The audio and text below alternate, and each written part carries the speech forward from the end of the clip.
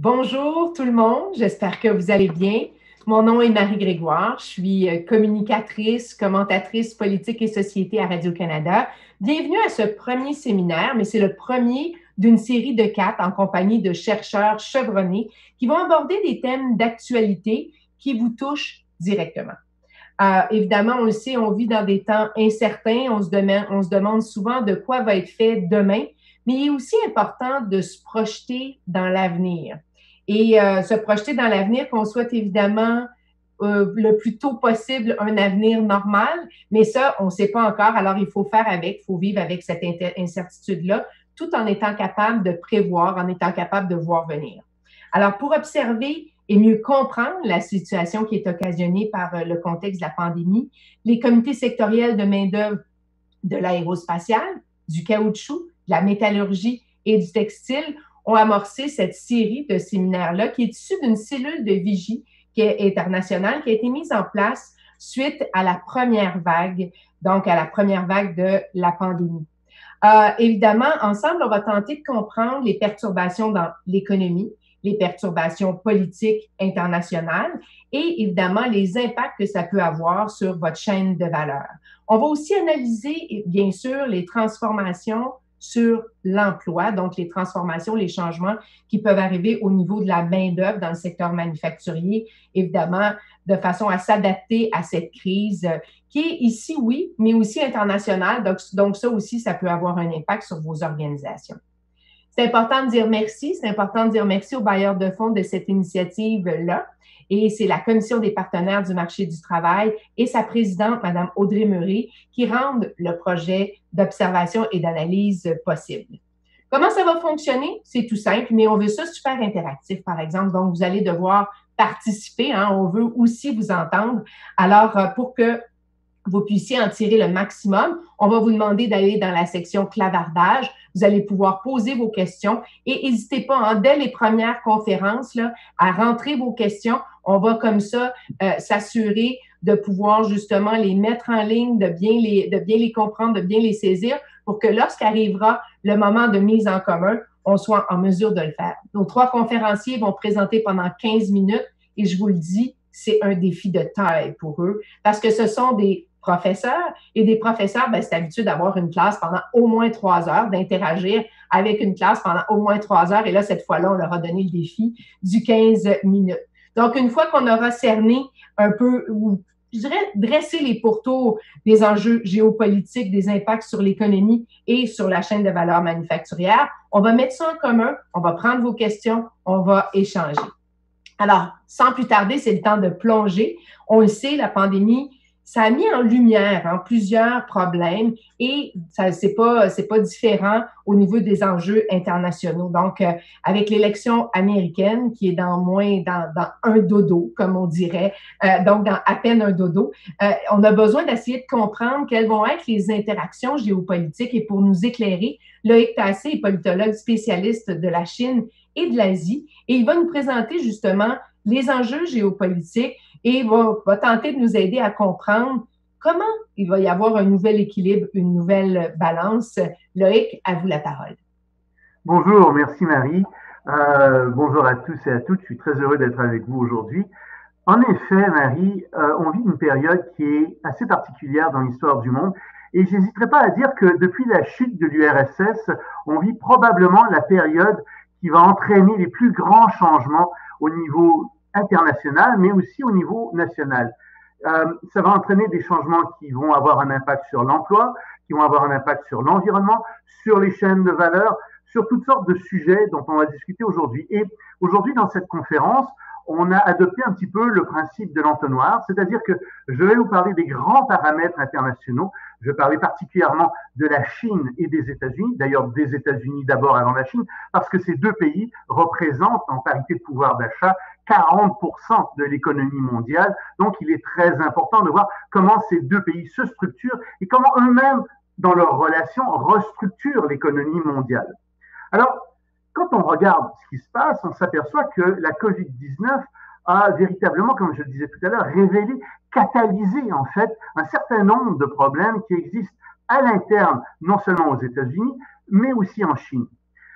Si on regarde d'abord les États-Unis, on sait que les États-Unis sont en période d'élection, et je vais en parler, je vous le promets, dans 2 secondes, mais les États-Unis sont aux prises quand même avec beaucoup de problèmes fondamentaux qui sont un peu éclipsés par ces enjeux, par les élections.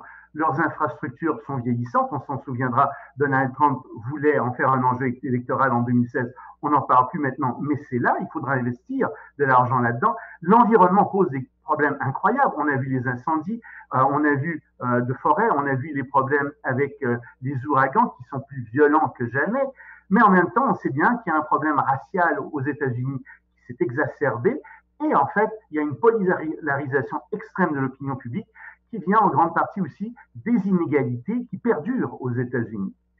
Quand on regarde ce qui se passe au niveau électoral, on s'aperçoit que ces élections-ci sont des élections qui vont vraiment remettre en cause toute la légitimité du système électoral américain et à travers ça du gouvernement américain.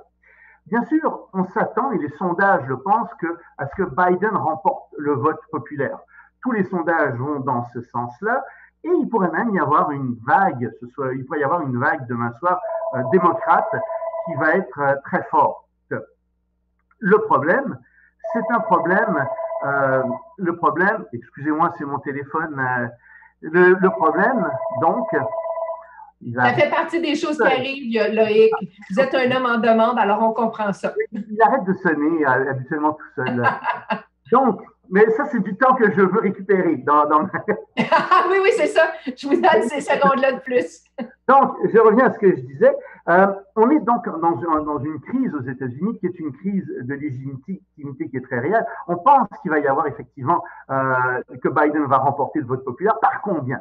C'est possible qu'on ait une vague ce soir parce que les sondeurs ont surpondéré le vote des républicains parce qu'ils ne veulent pas se tromper comme ils se sont trompés en 2016. C'est possible que les sondeurs se trompent. Mais à ce moment-là, c'est un peu toute la discipline des sondages politiques qui va être mise en question si ça se produit. Mais vraiment, tous les sondages donnent Biden gagnant pour le vote populaire. Et on pense bien qu'effectivement, il va réussir à gagner aussi une majorité de grands électeurs. Encore que là, personnellement, je pense qu'on ne le verra probablement pas mardi soir, mais plutôt dans les jours qui viennent, on va s'apercevoir que Biden remporte une majorité d'électeurs. En tout cas, il faudra surveiller un certain nombre d'États qui sont des États importants. Si par exemple, Biden perdait le Maine, ça irait très mal pour lui, ce serait tout de suite un indicateur. Si jamais Trump perd la Floride, c'est fini pour lui aussi. La grande question, évidemment, c'est le Sénat, et c'est très serré au Sénat. Il y a trois États qui pourraient devenir démocrates, mais il y en a deux qui pourraient... Enfin, il y a 5 États qui pourraient devenir démocrates, mais il y en a 2 qui pourraient devenir républicains, qui étaient démocrates. Donc, on pourrait se retrouver avec un Sénat de 50-50, et à ce moment-là, évidemment, ce serait le président, ou plutôt le vice-président qui est en place, qui deviendrait, qui trancherait.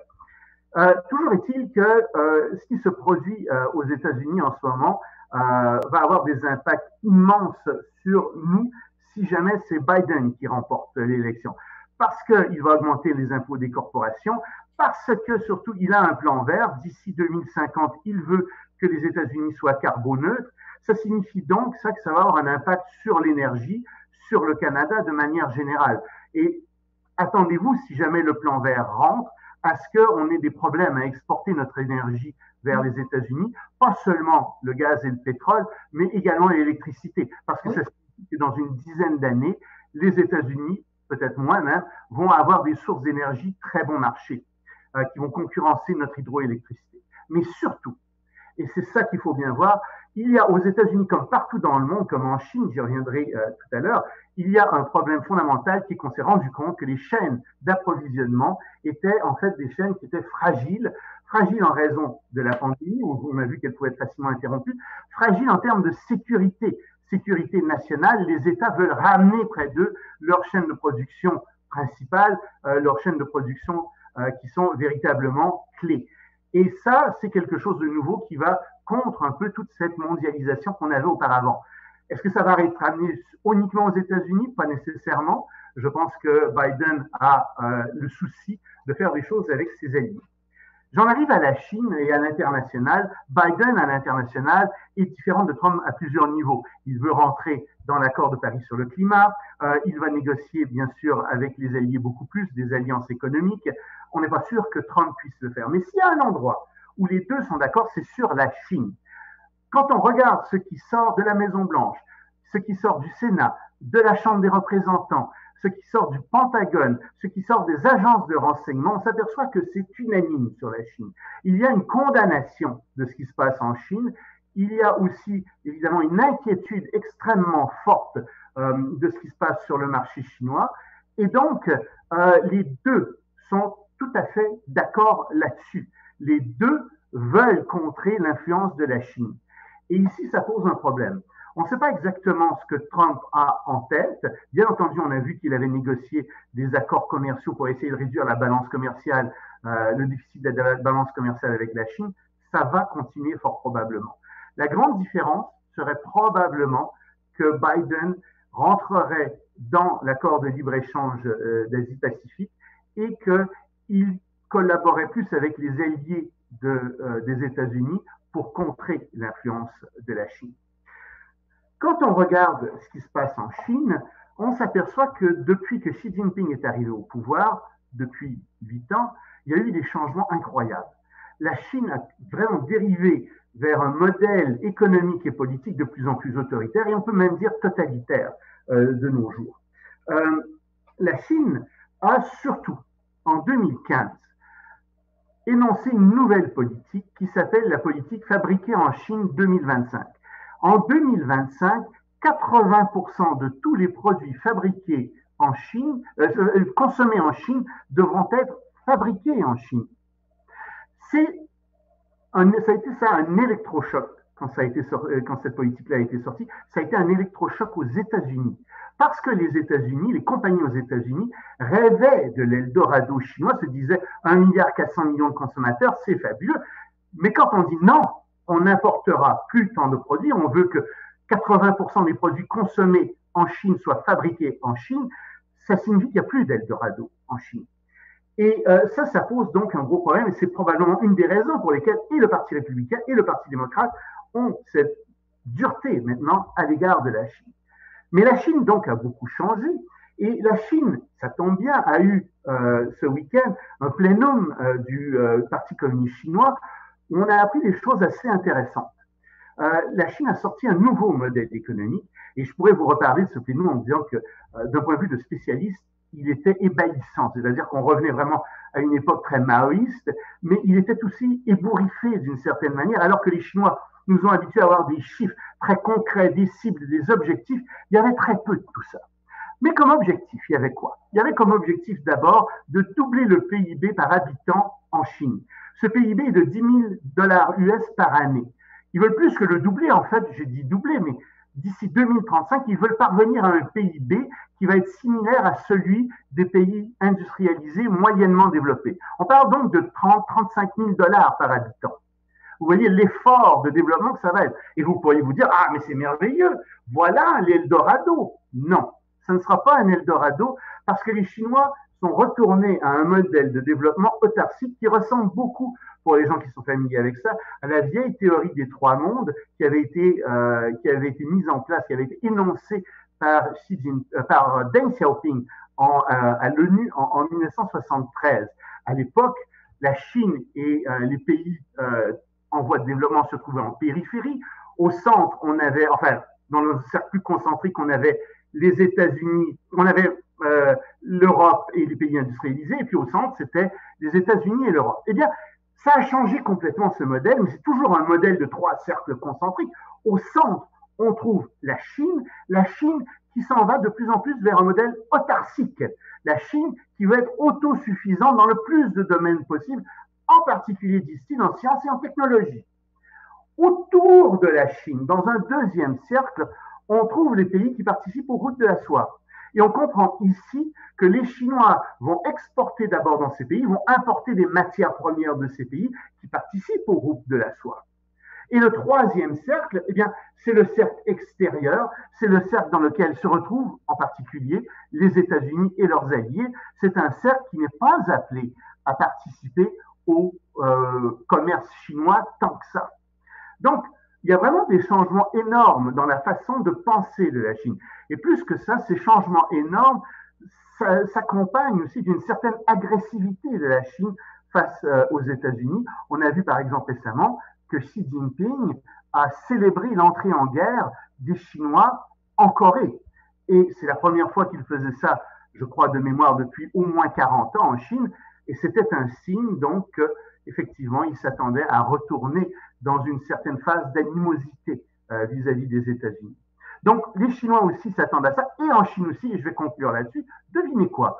On parle de quoi? Eh bien, on parle de chaînes de production, on parle de sécurisation des chaînes de production, et tout ce recentrage du monde autour de la Chine se fait dans cette perspective de sécuriser les chaînes de valeur, de sécuriser les chaînes de production pour la Chine. Donc, on s'en va vers un monde qui est très différent, et je pense qu'on commence à peine à concevoir comment ce monde va s'articuler, mais il est certain que nous, on va être obligés de changer nos façons de faire. Voilà. C'est un défi relevé. Merci beaucoup, Loïc. J'avais une petite question peut-être pour faire la transition. Comment la Chine, parce que vous dites la Chine donc veut sécuriser sa propre chaîne de valeur, la Chine est très centrée sur elle-même avec cette nouvelle approche annoncée, donc elle se recentre sur son premier centre. Est-ce que c'est en réaction au protectionnisme qui sont venus avec la pandémie, le fait que dans chacun des pays, on a voulu sécuriser notre chaîne de valeur? Je pense que ça a été un catalyseur, c'est-à-dire que ça a accéléré ce mouvement qui était commencé un peu avant. Et je pense que le mouvement, en fait, avait commencé véritablement avec, on en avait vu les débuts déjà avec Donald Trump, qui avait eu des prises de position très dures contre la Chine, mais on le voit ensuite, et on en parlera dans nos prochains séminaires, on en parlera avec l'Europe, des conséquences de ça en Europe, par exemple. Mais la Chine a pris une position très, très agressive, effectivement, et ce qui est très intéressant, c'est que malgré ce que je viens de vous dire, la Chine reste en faveur du libre-échange, en faveur de la mondialisation.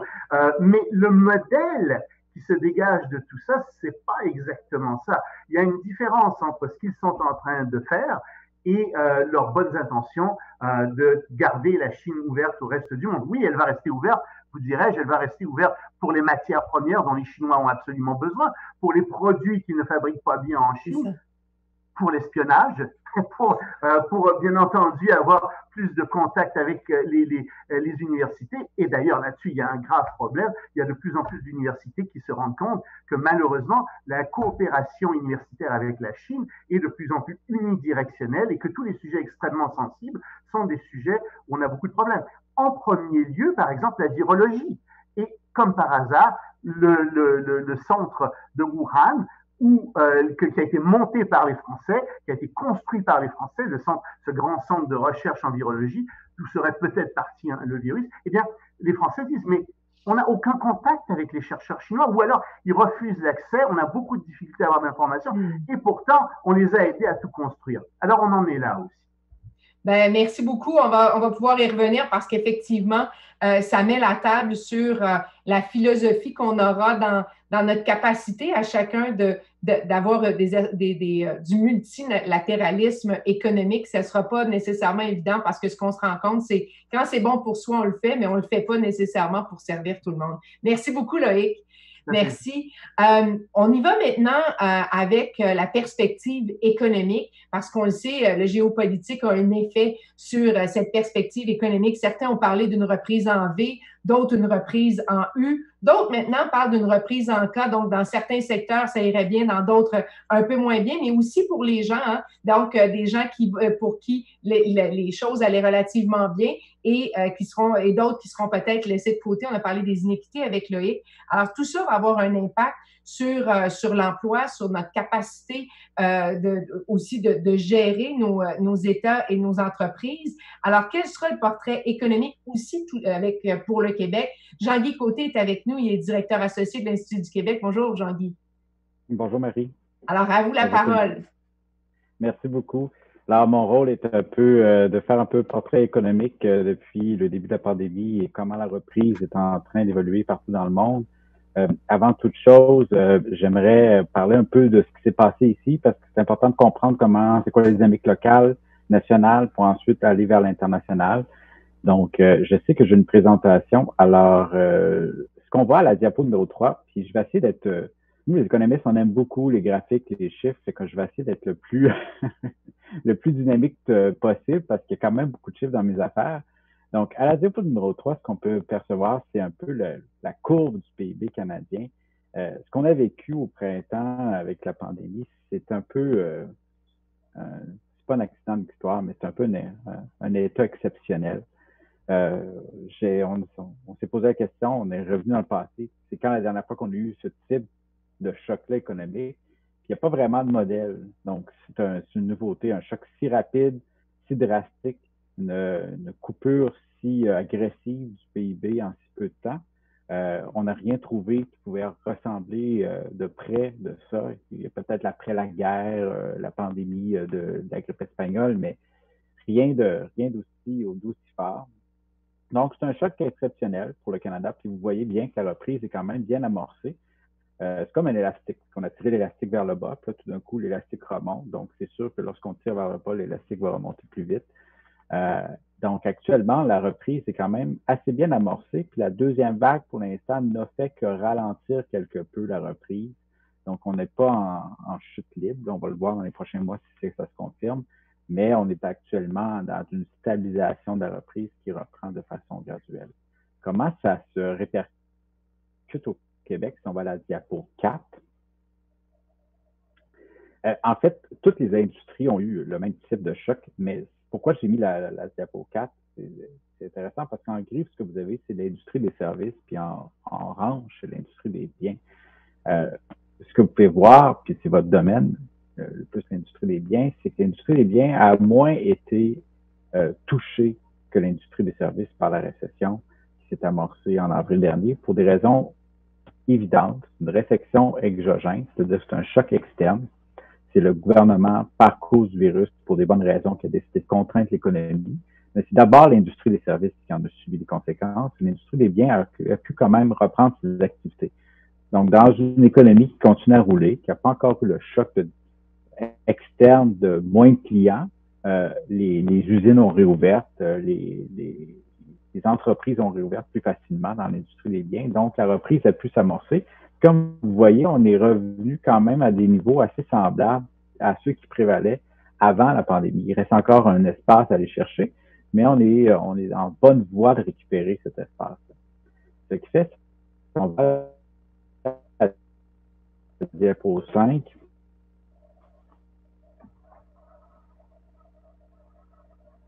Lorsqu'on regarde les prévisions pour le Québec, sont quand même assez bons. 6.6, 6.2, 7.1, c'est quand même des scores assez bons. On parle de plus bas, donc c'est sûr que les taux de croissance sont élevés, mais c'est quand même, il y a quand même du positif dans l'esprit des gens. Donc, la reprise pourra prendre place d'une façon assez intéressante l'année prochaine lorsqu'on va être capable de peut-être plus se déconfiner. En 2020, vous voyez le choc qui est quand même assez relativement grand, donc moins 4, moins 4.5. Pour vous donner un ordre d'idée, on avait dans les dernières années des taux de croissance dans le sens inverse. Donc, on était plus dans du 4, du 4.5 positif dans les dernières années. Là, actuellement, on est en négatif. C'est comme si on avait perdu 2 ans de croissance économique avec la récession en 2020. Donc, l'effet, ce que ça a, si on va à la diapo 6, sur les principaux indicateurs de l'emploi, vous avez un taux de chômage qui en avril a explosé, un taux d'emploi qui a diminué et qui s'est depuis tranquillement résorbé. On est revenu à des taux de chômage qui sont un peu au-dessus de 6. Ceux qui sont assez vieux pour s'en souvenir, si on avait dit dans les années 90 qu'on aurait un taux de chômage de 6.7, puis on serait un peu catastrophé, on nous aurait traité de fous. 6.7 à l'époque, c'était très bon pour le Québec. Donc, on revient à des scores naturels du taux de chômage. Le taux d'emploi retrouve un peu les scores usuels qu'on voyait avant la pandémie. Et une des choses très intéressantes au Québec, qui est un peu différente des autres provinces canadiennes, c'est que notre taux d'activité, donc les gens qui veulent demeurer dans le système d'emploi, dans le marché du travail, est resté quand même assez stable et assez bon à travers la pandémie. Donc, il n'y a pas eu un effet de gens qui se sont découragés, qui se sont retirés du marché de l'emploi de façon volontaire. Ils sont restés volontairement, ils n'ont pas pris de retraite anticipée, ils sont restés dans le marché. Donc, ils lèvent la main pour travailler, ce qui est un bon signe d'une certaine confiance, d'une certaine vitalité au Québec de l'économie. Si Si on va à la diapo 7, l'effet au Québec, on a vu la crise a été plus forte, plus rapide parce qu'on a confiné avant. On a confiné plus dur dans les premières semaines que les autres provinces. Et ensuite, on a redéconfiné de façon plus large après durant l'été. Donc, le PIB québécois a récupéré plus rapidement que le PIB canadien. Ce que vous voyez, c'est en bassant. Donc, les économistes, on aime ça, les bassants, parce que ça nous permet de comparer deux choses.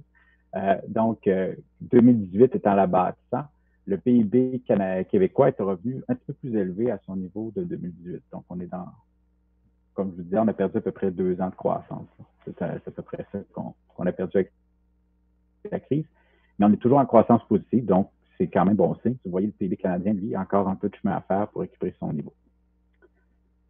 Marie parlait de reprise en cas, si on va à la diapo 8. C'est effectivement le cas. Actuellement, il y a 3 grandes industries qui ont de la difficulté.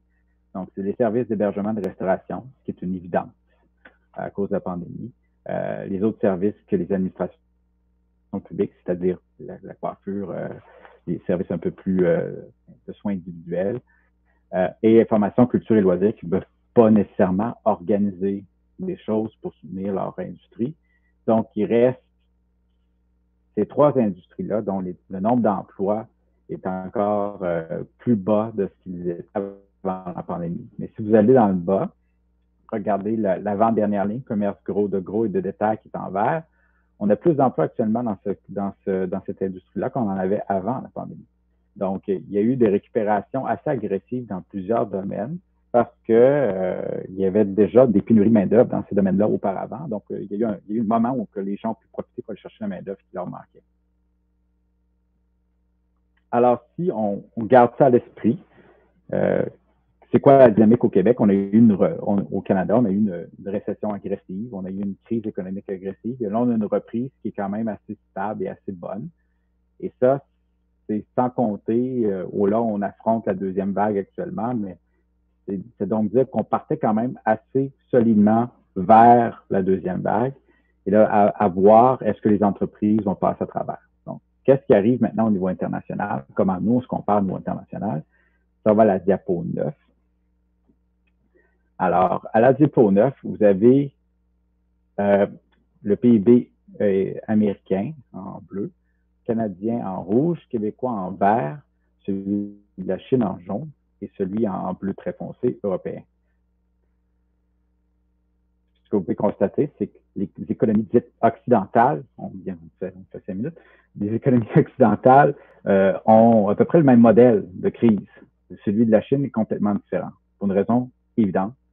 En Chine, oui, ils l'ont eu avant, mais il y a 2 façons de faire reprendre une économie, en général, une économie. Soit qu'on investit fortement dans la consommation, ce qu'on a fait au Québec, ce qu'on a fait au Canada.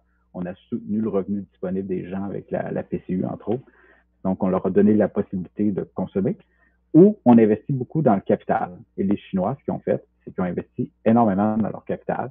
Donc, ils ont construit des trucs dans les mois qui ont suivi la pandémie, ce qui leur a permis de faire remonter leur PIB de façon agressive.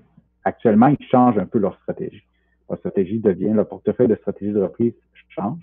Et vous voyez, le taux de croissance de la Chine revient à des niveaux plus bas pour eux, mais plus acceptables en général.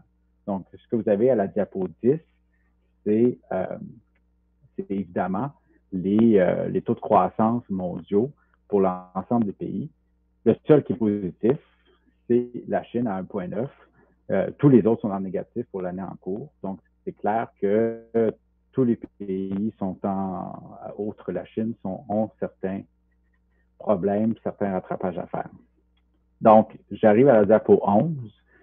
Quel type de reprise nous aurons en V, en K ou en U? Pendant plusieurs semaines, les économistes espéraient une reprise en V. Au Québec, on a quand même une bonne reprise en U, mais effectivement, il y aura des gens qui auront une reprise en K. C'est-à-dire certaines industries qui resteront confinées pendant un certain temps. Par exemple, agriculture, qui resteront confinés pendant un certain temps. Donc, eux ne pourront pas récupérer, tandis que les autres, eux, auront le moyen de augmenter et de revenir à des taux de croissance régulière. Il s'agira de voir ensuite s'ils pourront passer à travers une crise qui pourra durer. La prochaine diapo, la diapo numéro 12, il y a beaucoup de lignes, donc je vais quand même vous éviter de les énumérer. Mais ce que vous voyez, c'est les taux des PIB industriels des diverses industries. Je m'excuse à l'avance au textile. L'industrie du textile est plus particulière. J'ai suggéré d'ailleurs aux gens que ce soit plus un sujet de drill down à la prochaine présentation, parce que les chiffres du textile ont d'autres comparatifs par rapport aux autres pays. Donc, je voulais vraiment être capable de comparer ce qui se passait au Canada, au Québec, par rapport à ce qui se passait ailleurs. Alors, pour ce faire, comme il me reste très peu de temps, j'aimerais tout de suite aller à la slide 14 pour vous montrer une industrie qui va très mal, le transport aérien, à quoi ça peut ressembler. À la slide 14, ce que vous avez, c'est le portrait du PIB industriel de l'industrie aérienne. C'est dramatique, on est dans les bas-fonds. Ça vous donne une perspective pour pouvoir comparer comment les PIB industriels des gens qui sont ici autour de la table est. Donc, si on s'en va à la slide numéro 15, ce que vous observez, c'est pas la même type de courbe. Ce que vous avez, c'est une courbe où la reprise est bien amorcée dans la plupart des cas étudiants qui sont touchés par les gens ici au séminaire. Donc, la reprise, quand même, est assez bien amorcée. Il y a même des gens comme les plastiques à caoutchouc qui sont revenus à des niveaux qu'ils avaient pré-pandémie. Les autres sont en voie de rattraper le chemin. Donc, actuellement, ceux qui produisent ont une capacité puis sont capables de vendre. Cependant, la inquiétude qui est en train d'émerger, est-ce que leurs clients à eux seront capables d'acheter dans quelques mois? Ça, c'est le point d'interrogation. C'est pour ça que je voulais le lier à l'industrie aérienne. Alors, la dernière slide, 16, c'est le comportement des PIB comparativement aux autres industries américaines. Donc, en bleu, dans les tons de bleu, c'est les industries québécoises. Dans les tons de jaune et jaune foncé, c'est des industries américaines. Ce qu'on peut observer essentiellement, c'est que l'industrie québécoise a une certaine résilience qu'une partie de l'industrie américaine n'a pas encore. Il y a un retour en force de certains aspects du manufacturier ici au Québec qui permet de faire remonter le PIB québécois, les PIB industriels québécois, ce qui n'est pas nécessairement encore le cas dans les PIB industriels américains. Donc, on ne parle pas des mêmes ordres de grandeur. On s'entend que l'industrie américaine est beaucoup plus vaste, beaucoup plus large, beaucoup plus diversifiée. Mais il semblerait que le Québec s'en sort quand même pas si pire comparativement à ce qu'on fait ailleurs. Voilà, conclu. Bien, merci beaucoup, Jean-Guy. Peut-être justement une petite question parce que vous avez parlé de l'effet différencié pour chacun des secteurs d'activité. Vous avez parlé du transport aérien. Ça a un impact important sur l'industrie aussi de l'aéronautique en général. Donc, on voit aussi que si, par exemple, on pense aussi à l'hébergement, on pourrait penser à des gens qui se spécialisent dans la construction ou dans la fabrication de matériel relié. Donc, est-ce que ça a un impact sur toute la chaîne? Hein? C'est ce qu'on peut comprendre. Oui, et c'est ça qui arrive, c'est que l'impact n'est pas nécessairement perceptible maintenant. C'est-à-dire que les clients et futurs n'ont pas nécessairement levé la main pour dire je ne suis pas encore capable d'acheter parce que j'ai plus client moi-même. Donc, ça va venir dans les prochains mois. Donc, ce qu'on appelle la déconstruction de la production, là, donc les entreprises qui vont disparaître parce qu'ils n'ont plus de clients ou il n'y a plus personne qui les achète, ça, on n'a pas encore vécu. C'est ça le grand point d'interrogation. C'est où vont être ces industries-là dans un an si les clients n'y sont plus. Donc, le transport aérien, c'est une influence sur l'ensemble de la chaîne, surtout au Québec, c'est très important, c'est une influence sur l'ensemble de la chaîne de production. Donc, est-ce que, là, actuellement, est-ce qu'on vide, par exemple, le carnet de commandes qui était plein avant la pandémie, qu'on décide de produire, puis de toute façon, on les a déjà vendus, ce matériel-là, donc on va le faire, ou on a trouvé de nouveaux clients. Donc, ça, c'est la bonne question. Éventuellement, un jour ou l'autre, s'il n'y a personne qui achète, ça se répercute sur le reste de la production. Le deuxième point d'interrogation, c'est comment les économies partenaires, surtout celles américaines, vont se comporter. On ne sait pas encore. Est-ce que eux sont plus touchés par la COVID? Donc, essentiellement, leur économie va effectivement devenir impactée d'une manière ou d'une autre. Donc, si ces clients-là disparaissent ou il y en a moins qu'avant, c'est sûr que la chaîne de production québécoise va s'en sortir. Une des forces qu'on a au Québec, c'est qu'on n'est pas nécessairement en grande surplus de main-d'œuvre. Donc, il pourrait qu'on réussisse à replacer l'ensemble de nos gens juste parce qu'on manque de gens là-bas. Donc, ça, c'est un avantage. C'est un beau problème. Oui, c'était un problème pré-COVID, mais ça devient comme une force post-COVID, c'est ce que je comprends. En tout cas, pour l'intervalle. Si on les requalifie assez rapidement, les gens qui sont dans diverses industries. C'est ça.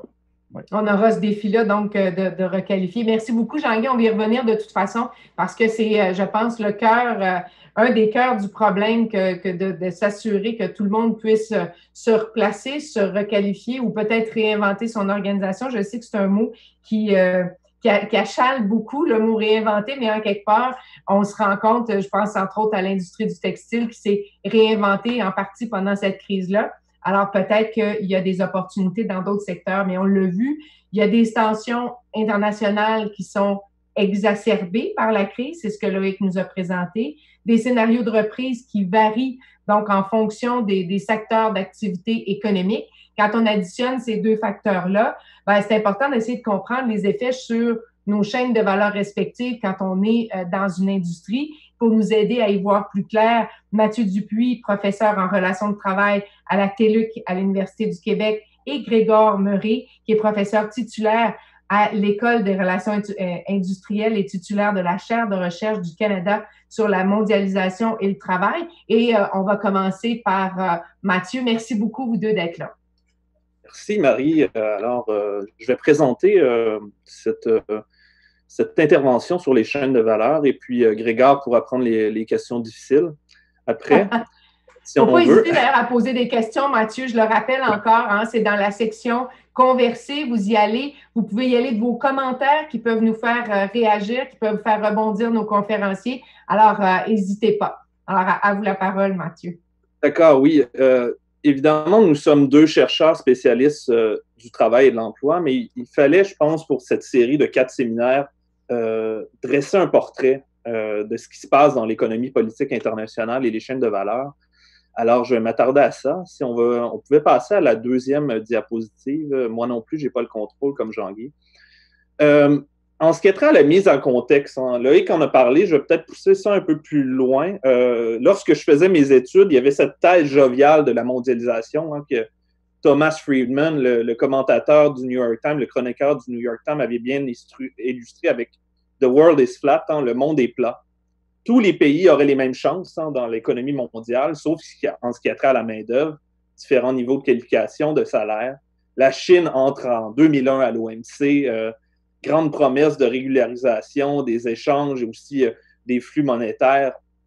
Élargissement de l'Union européenne à l'Est, on s'en rappelle en 2004 avec les nouveaux pays dans l'Union européenne qui étaient issus du bloc communiste. L'ALENA a une décennie, hein, on croit encore au champ de l'augmentation des échanges commerciaux et aussi disons, du portrait social au Mexique. Tous les 3 pays vont bénéficier de cette année-là. Les pays, les entreprises devront désormais se concentrer sur leur core business, hein, leur champ de spécialité. Et aussi, il y avait ça qui était très intéressant à l'époque où on disait, c'est pas grave s'il y a une baisse du secteur manufacturier, a priori, c'est pas, les pays avancés marchent vers la tertiarisation, le secteur technologique, ces nouveaux emplois-là dans les services vont remplacer le manufacturier. Cependant, si on passe à la diapo 3, dernièrement, mais je pense aussi que la COVID est un moment important où on remet en question ces a priori-là. Hein. Premièrement, évidemment, l'élection de Trump et la renégociation de l'ALENA, l'abandon de plusieurs projets de libre-échange, comme le partenariat transpacifique. Il y a certains pays hein, qui veulent changer un peu leur intégration dans l'économie politique internationale. On a juste à penser à la Chine hein, qui veut développer son marché interne. Je pense que Loïc l'a très bien illustré. En ce qui a trait à la crise de la COVID, plus particulièrement, en Union européenne, on s'inquiète dès avril. Hein, Angela Merkel, Emmanuel Macron aussi fait des appels disons, peut-être rapatrier de la production parce qu'on voyait que dans certains articles particuliers, surtout les équipements de protection individuelle, la Chine était trop dominante, en 30 à 50% du marché ou des exportations. Dernièrement, en Chine, Loïc en a parlé aussi, Xi Jinping a lancé un appel pour réduire la dépendance technologique de la Chine face à l'Occident. Très intéressant aussi le terme reshoring, qui est rapatriement, connaît une hausse vertigineuse de références depuis avril dans les recherches Google, hein, ce qui fait que, à la fois dans les médias où la population s'intéresse de plus en plus à cet aspect-là. Diapo 4, s'il vous plaît. Ça va être mon seul graphique. J'ai laissé à Jean-Guy le soin de nous graphiquer ça, si je peux employer le terme, mais il y a une stagnation de la mondialisation depuis la crise de 2008-2009. Je pense que ce n'est pas non plus récent. On le voit très bien. Hein, Canada et monde le pourcentage des exportations de biens et services par rapport au PIB, hein, ce qui donne une mesure des fois incomplète, mais quand même une illustration de la mondialisation. Stagnation autour de 25-30% depuis 2008-2009. On parle de chaîne d'approvisionnement et de valeur, mais à quoi se réfère-t-on plus particulièrement? Alors, j'ai décidé dans la Diapo 5, qu'est-ce qu'une chaîne de valeur ou d'approvisionnement? Je pense que il faut cadrer bien ce concept-là. C'est l'optimisation et l'organisation de la production de biens et de services, que ce soit de la conception à l'après-marché. Suzanne Berger du MIT illustrait ça par l'agencement de blocs légaux. On a différents blocs entre des sous-traitants, la production à l'international. On faisait une chaîne, à fait dire, de blocs légaux dès qu'on pense à un produit jusqu'à l'entretien d'après-marché, si on parle, par exemple, des voitures. Il y a différentes formes. Hein. L'intégration verticale pure, où l'entreprise a totalement intégré sa production. Sous-traitance locale. Internationalisation, qui est ouvrir une filiale, par exemple, qui nous appartient dans un autre pays, ou la sous-traitance internationale. Ce qui est important, c'est qu'il y a un possible agencement de ces différentes formes d'organisation. On pourrait faire de l'internationalisation, mais aussi de la sous-traitance locale. Diapo 6, qu'est-ce que cette crise a de particulier? Hein? Je pense que c'est important de mettre ça en perspective pour aujourd'hui, mais aussi pour les prochains séminaires. Premièrement, c'est une crise du travail humain. Hein. Ce n'est pas une crise financière a priori ou économique comme on a vécu dans les dernières fois. C'est une crise du travail qui ne peut pas s'effectuer, hein, donc qui ne peut pas valoriser le capital. Dans le cas des chaînes de valeur, la principale perturbation, c'est le fait que les entreprises ne pouvaient pas opérer. Il y a des tendances de rivalité déjà en cours. Hein, aussi, il faut le mentionner. Hein, la pression sur le libre-échange de Trump ne date pas de la COVID, mais disons que ça l'accélère. Il y a aussi des changements technologiques qui sont en cours actuellement et qui vont avoir des répercussions importantes. On en parlera dans les prochains séminaires. Ça met en exergue aussi les risques en matière de santé publique d'un manque d'approvisionnement de certains produits. Je l'ai mentionné, mais la dépendance à la Chine est revenue à plusieurs reprises. Sixièmement, je pense que tout le monde s'en rend compte, on est là-dedans depuis 8-9 mois. Elle est hautement imprévisible. On ne sait pas s'il va y avoir une troisième, quatrième vague. Les États-Unis sont déjà rendus à une troisième vague. On verra pour le Québec et le Canada. En ce qui a trait particulièrement aux chaînes de valeur, il y a des risques qui ont émergé de cette crise-là. Il y a différents impacts. On peut avoir un impact direct, soit on ne peut pas opérer la production. Indirect, un de nos fournisseurs ne va pas pouvoir opérer, donc c'est un impact indirect. Problème de transport, de logistique, mais aussi ce qui est très important dans le secteur des services, c'est le mouvement des personnes. On ne peut plus voyager, on ne peut plus attirer de la main-d'œuvre étrangère ou aller faire des missions dans un autre pays. Aussi, impact sur la demande. Hein. Deux effets contraires. Une hausse dans le cas des médicaments et des aliments. La baisse, disons, dans la plupart des autres. En ce qui a trait aux chaînes de valeur, McKinsey a fait un rapport assez intéressant que je vous invite à lire, surtout pour les gens des industries manufacturières. Quels sont les secteurs les plus à risque d'avoir des perturbations sur la chaîne de valeur? On a dégagé 3 facteurs. Hein. Premièrement, ceux qui ont une intensité commerciale haute, ceux qui sont relativement concentrés dans certains pays, ce qui fait que s'il y a un problème dans un pays, ça va avoir un impact sur l'entièreté du secteur, et finalement les chaînes ou les entreprises qui ont une haute intensité en travail, c'est-à-dire que si les travailleurs sont malades ou ne peuvent pas aller travailler en raison de la COVID, ils vont être très affectés. Donc, j'ai sorti les 4 secteurs des CSMO: caoutchouc, plastique très exposé, métaux primaires, produits métalliques peu exposés, textiles et vêtements très exposés, aérospatial très exposé, surtout l'aérospatial dans le cas d'une pandémie en raison du voyage. Je dois assurer, ce n'est pas mon avis, c'est l'avis de McKinsey. Diapo 8. C'est un graphique que j'ai tiré. Ironiquement, ce qui est très drôle, c'est que les secteurs qui ont été le plus médiatisés, ceux des produits médicaux et de la pharmaceutique, sont les moins exposés à une pandémie, selon McKinsey. Surtout en raison du fait que, oui, la Chine en concentre une bonne partie, mais c'est des trucs qui ne sont pas à haute intensité de travail, donc on peut convertir les chaînes de valeur assez rapidement, tandis que celles qui sont plus concentrées ou en haute intensité en travail, comme le textile ou les équipements de communication, sont très exposés.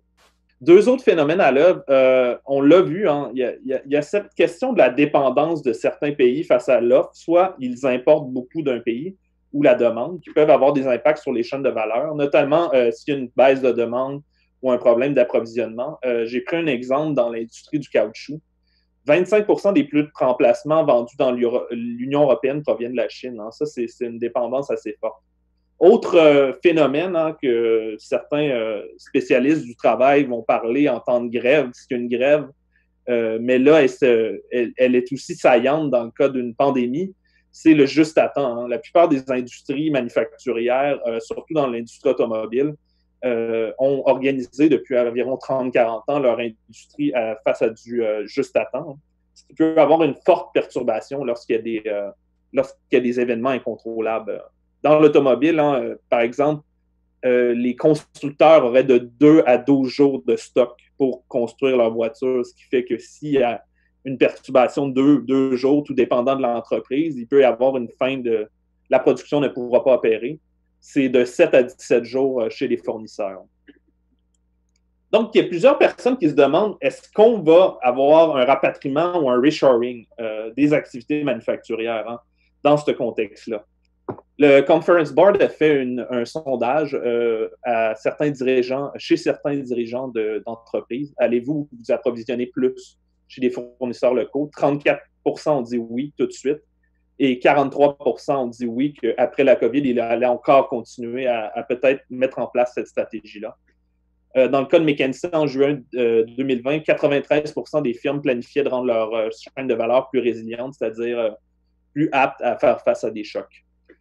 Évidemment, il y a plusieurs concepts. On peut relocaliser de l'étranger à l'interne de notre entreprise. On peut les relocaliser de l'étranger à un fournisseur local ou tout simplement le prendre d'un sous-traitant local à notre entreprise pour éviter ces problèmes-là. Ce que je voulais dire aussi, c'est que mes recherches, par exemple, dans l'industrie automobile, ont montré que c'était peut-être pas une panacée. C'est pas tous des cas de reshoring. Il y a un arbitrage complexe entre coûts et bénéfices. Ça dépend beaucoup des acteurs locaux qui vont être en mesure de faire le cas d'un cas d'insourcing. Il y a aussi la question des cycles de produits. Je pense qu'on l'oublie. Au-delà du fait que certaines entreprises pourraient être tentées de rapatrier des activités, il y a des logiques financières et d'investissement en capitaux qui sont très importantes. Évidemment, dans le cas de la COVID, il y a une grande variabilité de scénarios pour le rapatriement d'activités. Il y a des facteurs économiques. Est-ce que c'est en capital ou en travail? Et non économiques, on pourra en parler plus longuement durant la discussion avec nos 3 autres intervenants, mais les décisions politiques ont aussi un impact. Il n'y a pas seulement l'effet économique, il y a l'environnement puis aussi les pressions politiques. Quelques exemples dans la COVID, il n'y en a pas des tonnes de rapatriement, mais j'en ai trouvé quelques-unes. Il y a la production de masques à l'usine de GM Oshawa, qui est une usine d'automobile, que la production a été lancée pour faire des masques. On a aussi, aux États-Unis, fait un partenariat entre Ford et GE pour la production de respirateurs artificiels. Exemple intéressant aussi, en Espagne, on a été capable en quelques semaines de faire un prototype ouvert de respirateur artificiel où tout le monde pourrait utiliser en fait en open source. à partir d'une imprimante 3D. Et dans le cas du Québec, la firme québécoise CAE aussi s'est convertie à la fabrication de respirateurs artificiels. Est-ce que, par contre, la tendance vers la démondialisation et le rapatriement va prendre la forme d'une régionalisation, hein, qui serait une version hybride de la mondialisation? C'est une tendance déjà en place, surtout en Asie, en Europe, mais aussi en Amérique du Nord. Hein. J'ai des chiffres de la Banque mondiale. 68% du commerce en Europe était fait au sein du groupe. En Asie, c'était à 60% et l'Amérique du Nord, beaucoup plus bas, mais quand même 30%. Hein, ce qui fait que, oui, il y a une mondialisation des échanges, mais celle-ci se fait entre partenaires d'un même groupe régional. Le coût du travail, il faut dire, n'est plus nécessairement le facteur le plus important de localisation, c'est un facteur parmi tant d'autres.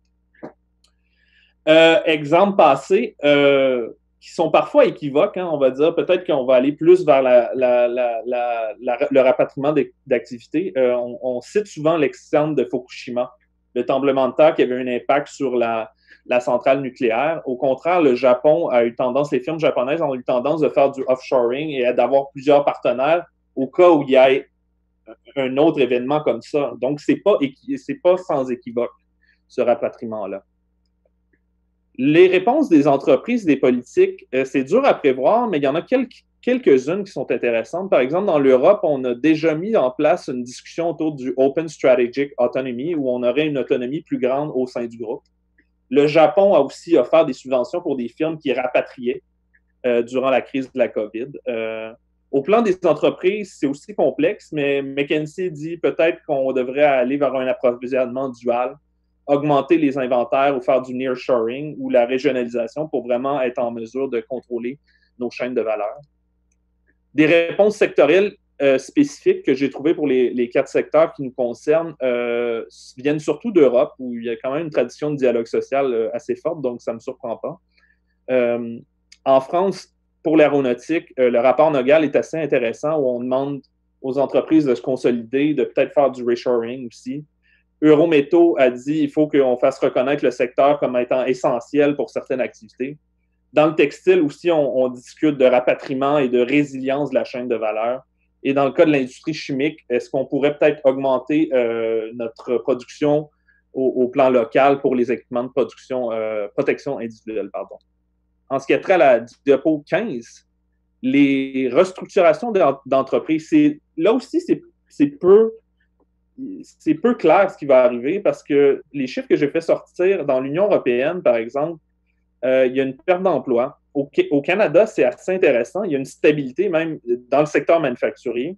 De janvier 2020 à septembre 2020, il y a même eu une augmentation de 40 000 emplois. Au Québec, c'est un portrait, une copie carbone entre janvier 2020 et septembre 2020. Et aux États-Unis, un léger déclin. Donc, est-ce qu'il va y avoir de grandes restructurations? Je pense que Jean-Guy l'a très bien illustré. On ne le sait pas encore. Et évidemment, les impacts sur la chaîne de valeur, souvent, viennent en cascade, hein, pas dans les premières semaines. Et même, il y a des cas contraires où, dans le cas de l'automobile, Ford et Fiat, Chrysler ont lancé des investissements et GM aussi aux États-Unis pour des véhicules électriques. Finalement, pour conclure et peut-être mettre la table sur une discussion, quels sont les scénarios possibles? Les scénarios possibles entre, disons, des scénarios extrêmes qu'on juge peu probables. Premièrement, un protectionnisme exacerbé. Selon certains commentateurs libéraux, ça serait négatif. On n'est pas surpris qu'ils aient cette posture-là, mais quand même. Deuxième scénario extrême, un retour à l'ordre libéral normal. Peu probable, parce que je pense que les grands blocs sont au fait qu'il faut protéger certaines industries. Ce qu'on propose, ou peut-être les lectures qu'on a en ce moment, serait un scénario mitoyen, hein, l'accentuation de la régionalisation qui est déjà en cours, protection de secteurs médical et pharmaceutique, mais des fois, il y a des exemples contraires. Ce qui est très intéressant, par exemple, les tests de COVID-19, la Corée en exporte beaucoup depuis le début de la crise en raison de son intégration dans les chaînes de valeur. Donc, ce n'est pas un portrait noir ou blanc entre rapatriement ou échanges commerciaux internationaux complets. Ça va dépendre des choix étatiques. Il y a certaines personnes qui disent, certains commentateurs qui disent peut-être que l'automatisation va permettre un facteur de rapatriement. Et finalement, pour terminer, les principes fondamentaux des chaînes de valeur risquent de rester les mêmes, mais les entreprises feront des choix stratégiques pour balancer résilience, robustesse et efficience. Et aussi, il n'y a pas de consensus jusqu'ici dans la littérature scientifique, donc ça reste à voir. Merci. Et désolé. Merci beaucoup, Mathieu. Non, c'est bon, merci beaucoup. Moi, j'ai une question qui sous-tend un peu la présentation, c'est que il fut un temps où on parlait beaucoup d'économie du savoir, mais moi, j'ai toujours dit qu'il fallait que ça cohabite avec l'économie du savoir-faire. Est-ce que la crise n'a pas mis ça en valeur, que justement, une économie locale a besoin quand même de cibler certains secteurs stratégiques, de protéger certaines capacités de production? Grégoire, est-ce que tu veux commenter? Moi, je trouve, Mathieu, que ça va tellement bien que une question pour toi. J'aurais des choses à dire après, mais vas-y. Non, je pense que oui, en effet, c'est un discours qui se tenait depuis peut-être 20 ou 30 ans où le manufacturier se voyait dépasser, mais en même temps, il faut dire qu'une partie du secteur manufacturier amène aussi la recherche, le développement des services qui tournent autour de ça. Et puis, je pense que ça devient de plus en plus important, surtout dans un contexte de changements environnementaux, puisque le transport est quand même, le transport des marchandises est quand même un grand émetteur de gaz à effet de serre. Donc, je pense à la fois sur l'importance économique, sur l'importance politique d'avoir des entreprises qui sont localisées dans notre pays, mais aussi dans le cadre des changements environnementaux. Oui, effectivement, parce qu'on peut dire qu'une production à proximité, c'est tout ça, hein, de calculer l'empreinte carbone de chacun de nos produits. Parfois, ça peut être contre-intuitif, mais on peut se retrouver donc avec des réponses qui nous surprennent du fait de produire certaines choses plus près. On va y aller avec les échanges. J'ai très hâte de vous entendre justement partager vos différentes visions. Déjà, il y a des questions qui rentrent et j'invite les participants à continuer d'abreuver ces questions-là. Je vais y aller avec une des miennes parce que je pense que ça fait écho un peu à chacune de vos présentations, donc avec un fil conducteur. Vous avez parlé beaucoup de décisions politique. Jean-Guy a fait référence à la PCU, Mathieu aussi, et donc à différents choix que le politique peut faire. Loïc, évidemment, vous êtes imprégné de ça, parce que quand on parle de politique protectionniste, ça peut être le cas. Comment on fait quand on est un gouvernement pour s'assurer que la réglementation, mais aussi l'approche permet d'ouvrir ou de faciliter la vie à des manufacturiers. On a beaucoup parlé d'exporter au sud de la frontière. On sait qu'on est très dépendant à la fois de la Chine et des États-Unis. Mais là, on parle, par exemple, d'ouvrir à travers le Canada, donc d'être capable d'exporter d'est en ouest. Quel genre de décision on peut être capable de prendre pour optimiser ou revaloriser une chaîne de valeur qui soit plus canadienne plutôt que d'aller du nord au sud? Loïc, votre micro, juste votre micro. J'avais trop hâte de parler. C'est bien correct. Il y a deux questions dans ce que vous posez comme question, oui. Et c'est une excellente question. La première question, c'est qu'est-ce qu'on fait par rapport, en fait, à notre grand partenaire qui est les États-Unis? Comment est-ce qu'on réagit par rapport à lui? Et l'autre question, c'est une question presque éternelle au Canada. Comment est-ce qu'on fait pour accentuer les rapports Est-Ouest alors qu'ils sont presque tous Nord-Sud? C'est un problème dans lequel sont empêtrés les gouvernements depuis des décennies. Mais donc sur la première question, en fait, on a déjà joué dans ce film-là. On y a joué en septembre, le 11 septembre 2001, quand les avions ont foncé dans les deux tours et autres. Et les États-Unis ont tout de suite mis en place des politiques de sécurité extrêmement contraignantes pour leurs entreprises. Et ces entreprises, les États-Unis ont dit, le gouvernement américain a dit à ces entreprises, écoutez, si vous voulez faire affaire avec l'extérieur, il faudra que les entreprises avec qui vous faites affaire suivent les mêmes règles de sécurité. Et donc, ici au Canada, toutes les grandes entreprises, et même les moyennes entreprises, qui faisaient affaire aux États-Unis, qui étaient des fournisseurs de clients américains, ont été obligés de se conformer non pas aux règles sécuritaires du gouvernement canadien, mais aux règles sécuritaires du gouvernement américain. Je ne vois pas en quoi ce serait différent maintenant à l'égard de la Chine qui est soupçonnée d'espionnage, avec raison. La Chine qui, en plus, a une politique extrêmement agressive vis-à- les des entreprises américaines. Donc, c'est sûr que si on veut conserver notre marché américain, il va falloir qu'on suive les Américains. Et je fais référence, par exemple, à Huawei. Dans ce domaine-là, c'est très, très évident. Les Japonais font la même chose. Récemment, je crois que c'est sorti, la nouvelle est sortie hier ou quelque chose comme ça, au Japon, les Japonais ont décidé de briser une chaîne de production qu'ils avaient avec la Chine dans le domaine des drones. Les Chinois, on parlait de Fukushima, ont effectivement fabriqué des drones pour surveiller les installations de Fukushima, puisqu'il y a des réservoirs qui se remplissent, etc. Et ces drones ont la capacité de rester en place même quand il y a énormément de vent. Et ce sont donc des technologies qui sont très sensibles. Et les Japonais ont décidé tout simplement de briser la chaîne de production avec la Chine et d'aller vers de tout rapatrier chez eux pour des motifs de sécurité politique. C'est sûr qu'on s'en va vers ce genre de choses. L'autre stratégie, qui est aussi une stratégie possible vis-à-vis de la Chine, c'est d'avoir littéralement, et je sais que, par exemple, les GAFAM font ce genre de choses, c'est d'avoir deux stratégies. Une stratégie pour la Chine avec de la production pour la Chine, toute une chaîne pour la Chine et pour ses pays alliés, et une autre chaîne qui est destinée aux États-Unis, au marché américain, etc. Ça coûte très cher, mais il y a des entreprises qui sont obligées d'aller vers ça. Mais c'est quelque chose qui existait aussi pendant la guerre froide, donc c'est pas tout à fait nouveau non plus. La deuxième question, comment faire pour intégrer le Canada? Comment faire pour... Ça, c'est beaucoup plus difficile. Je pense qu'on est en train de comprendre au Canada, et on l'a compris dans certains domaines, par exemple comme en agriculture, que les producteurs agricoles, par exemple, surtout si ceux de l'Ontario et du Québec s'allient ensemble, sont beaucoup plus forts. Et je ne sais pas comment on peut arriver à avoir effectivement un commerce d'Est en Ouest. Ça, c'est beaucoup plus difficile, mais je pense qu'au Canada, il y a une régionalisation beaucoup plus forte entre les provinces qui est en train de se constituer un peu plus naturellement. C'est sûr que le danger là-dedans, c'est qu'on se retrouve avec non plus des provinces qui sont en compétition les unes contre les autres, mais des régions du Canada qui sont en compétition les unes contre les autres.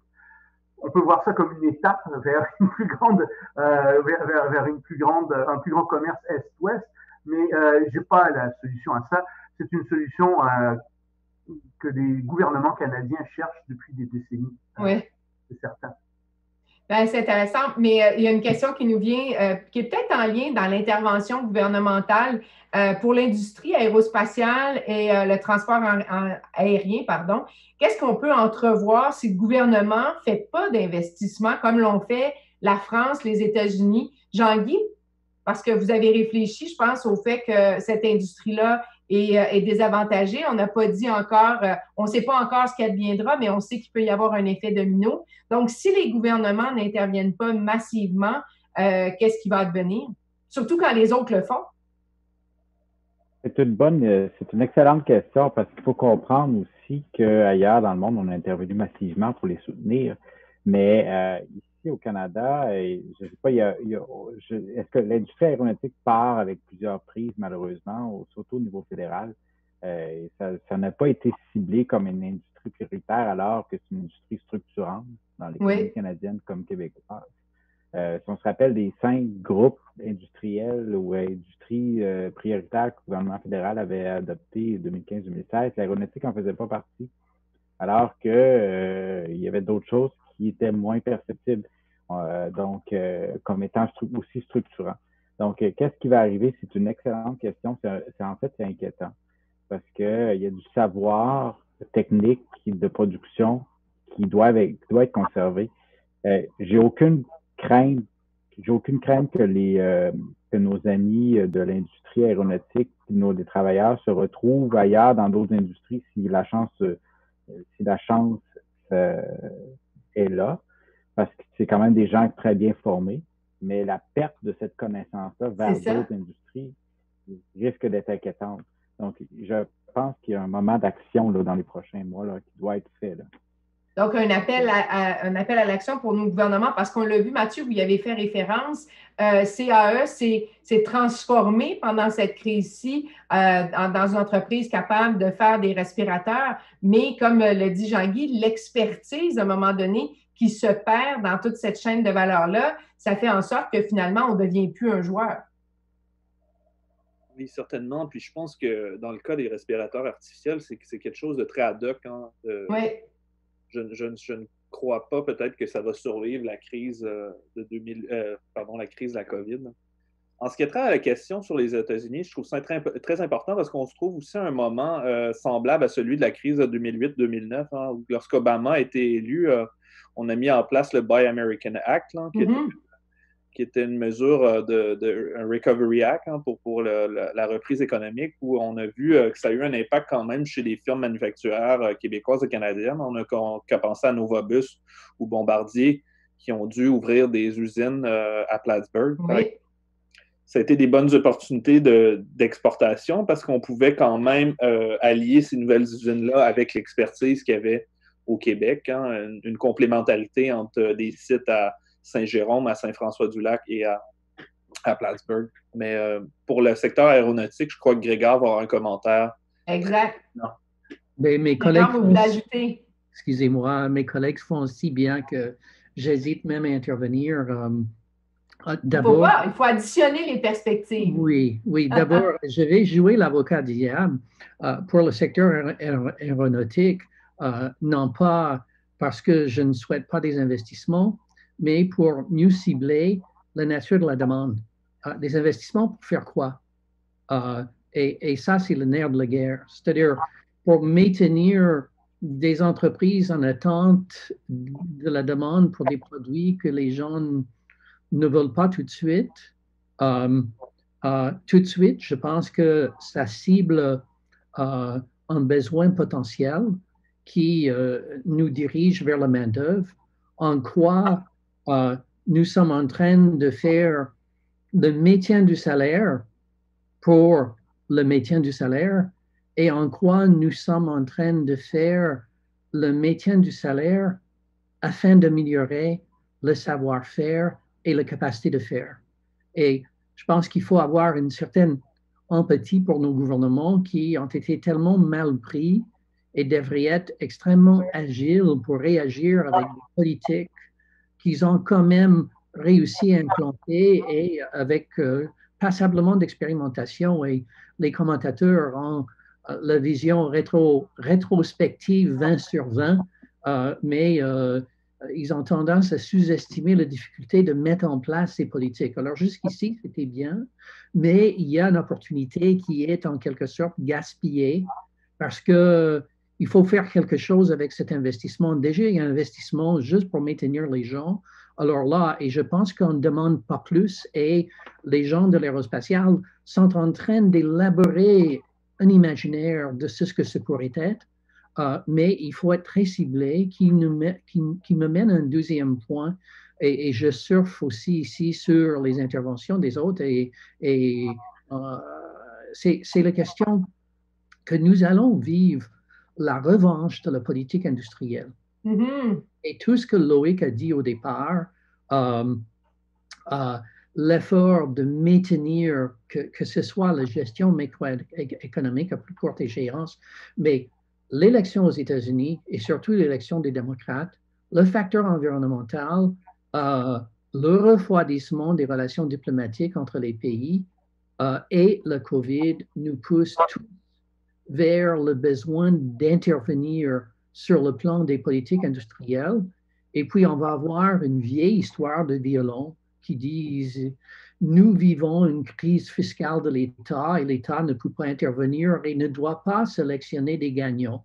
Et je sors mon violon pour dire les États qui fonctionnent, le premier État qui sélectionne ses gagnants, c'est la Chine, avec passablement de résultats. Le deuxième État, et peut-être le premier État, Mazakuto et d'autres en ont parlé, c'est les États-Unis. Alors, quand on regarde l'iPhone, c'est 60-75% des innovations viennent des contrats étatiques à l'origine. Alors, la question qui va se poser, quelle est notre capacité à intervenir avec une politique industrielle, c'est ça la réponse pour les chaînes d'approvisionnement. Et ce n'est pas seulement l'État qui doit intervenir, mais comme Loïc a dit, quand l'Ontario et le Québec sont en concurrence féroce, et c'est un peu normal parce que la Caroline du Nord et la Louisiane sont en concurrence féroce aussi.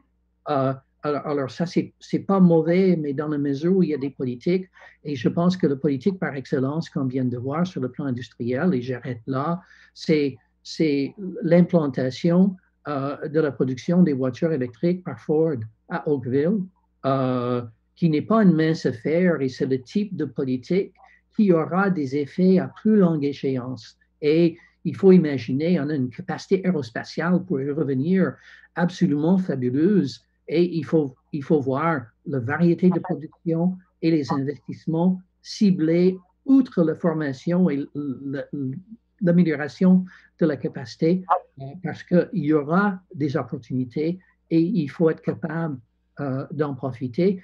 Il y a un rôle pour l'État, mais on va avoir des partis politiques qui disent il n'y a pas de rôle pour l'État, c'est la crise fiscale, il faut résoudre ce problème, déficit, on ne veut pas de politique industrielle, et ça va être la nature de débat pendant la décennie à venir.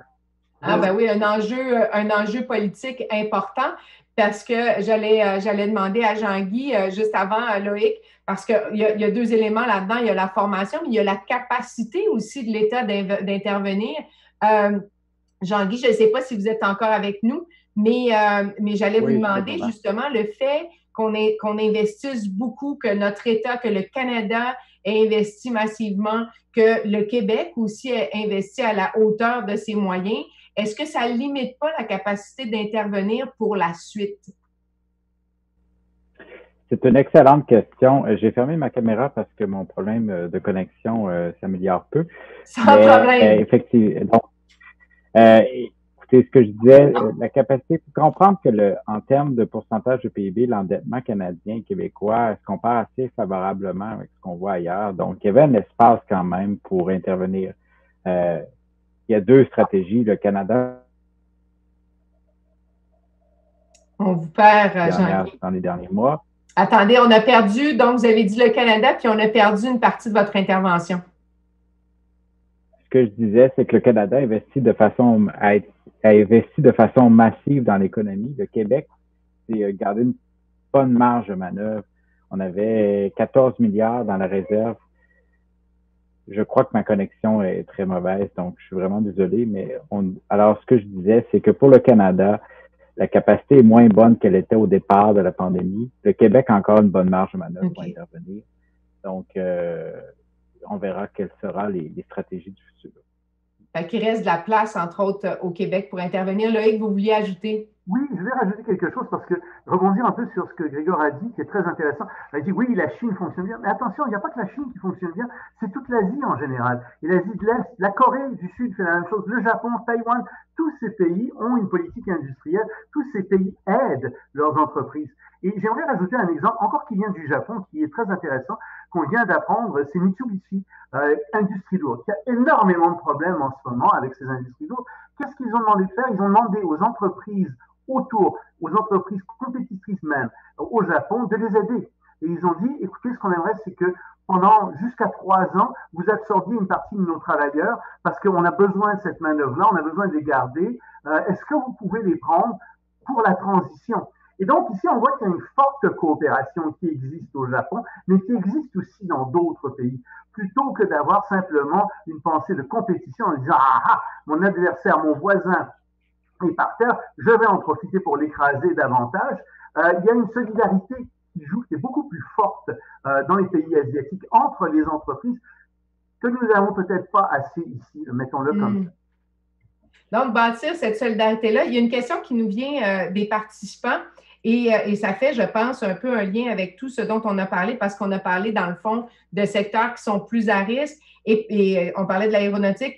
la possibilité d'une perte d'expertise. Et la personne nous dit, est-ce que c'est pas justement le temps de favoriser l'investissement et la formation? Et ça, on en parle souvent hein, avec la crainte, avec l'incertitude. Les entreprises, même les PME surtout, hésitent à investir. Mais est-ce que ce serait pas justement le moment d'investir et de former les gens pour pouvoir faire face à la concurrence étrangère qui est en train de se développer de nouveaux créneaux? Ça veut dire que à la fois, on investit dans l'innovation, on forme notre monde, on s'ouvre des nouvelles voies, on développe des nouveaux produits. Qui a envie d'intervenir là-dessus? Qui a envie de réagir? Grégor? Juste mettre votre micro. J'allais dire que je pensais que Mathieu voulait intervenir, mais la réponse est très simple, c'est oui, oui et oui. Mais ça, c'est très bien. Mais là encore, on dépend beaucoup. C'est pas l'État qui peut déterminer quelle formation il nous faut. Québec a une richesse. Et c'est pas parce qu'on travaille avec les comités sectoriels de main-d'œuvre ici, mais c'est un peu parce que c'est le cas. C'est un des seuls lieux au Canada où il y a un dialogue social riche entre les acteurs de différentes industries et la possibilité de mieux identifier les besoins en formation, mais aussi de s'assurer que l'écosystème de formation est en mesure de répondre à ces besoins de formation. Et là, je dirais, c'est un besoin urgent de la part des comités sectoriels de s'y pencher et de déterminer un certain nombre de priorités face, et soyons clairs, déjà le fait d'organiser cette vigie traduit une conscientisation qu'il est important de réagir. Et les acteurs sociaux sont souvent en mesure de réagir, mais il faut que l'État, dès lors, soit agile aussi. Et les comités sectoriels ont beaucoup de capacité à réagir et intervenir avec les entreprises et de puiser sur un dialogue social riche. Alors, oui, oui, oui, il faut former, mais former comment et pour faire quoi? C'est la question, hein? Comment former pour justement pour ouvrir des nouveaux créneaux, comme le disait notre intervenant, ou pour améliorer notre capacité de production, optimiser, améliorer notre productivité, Mathieu.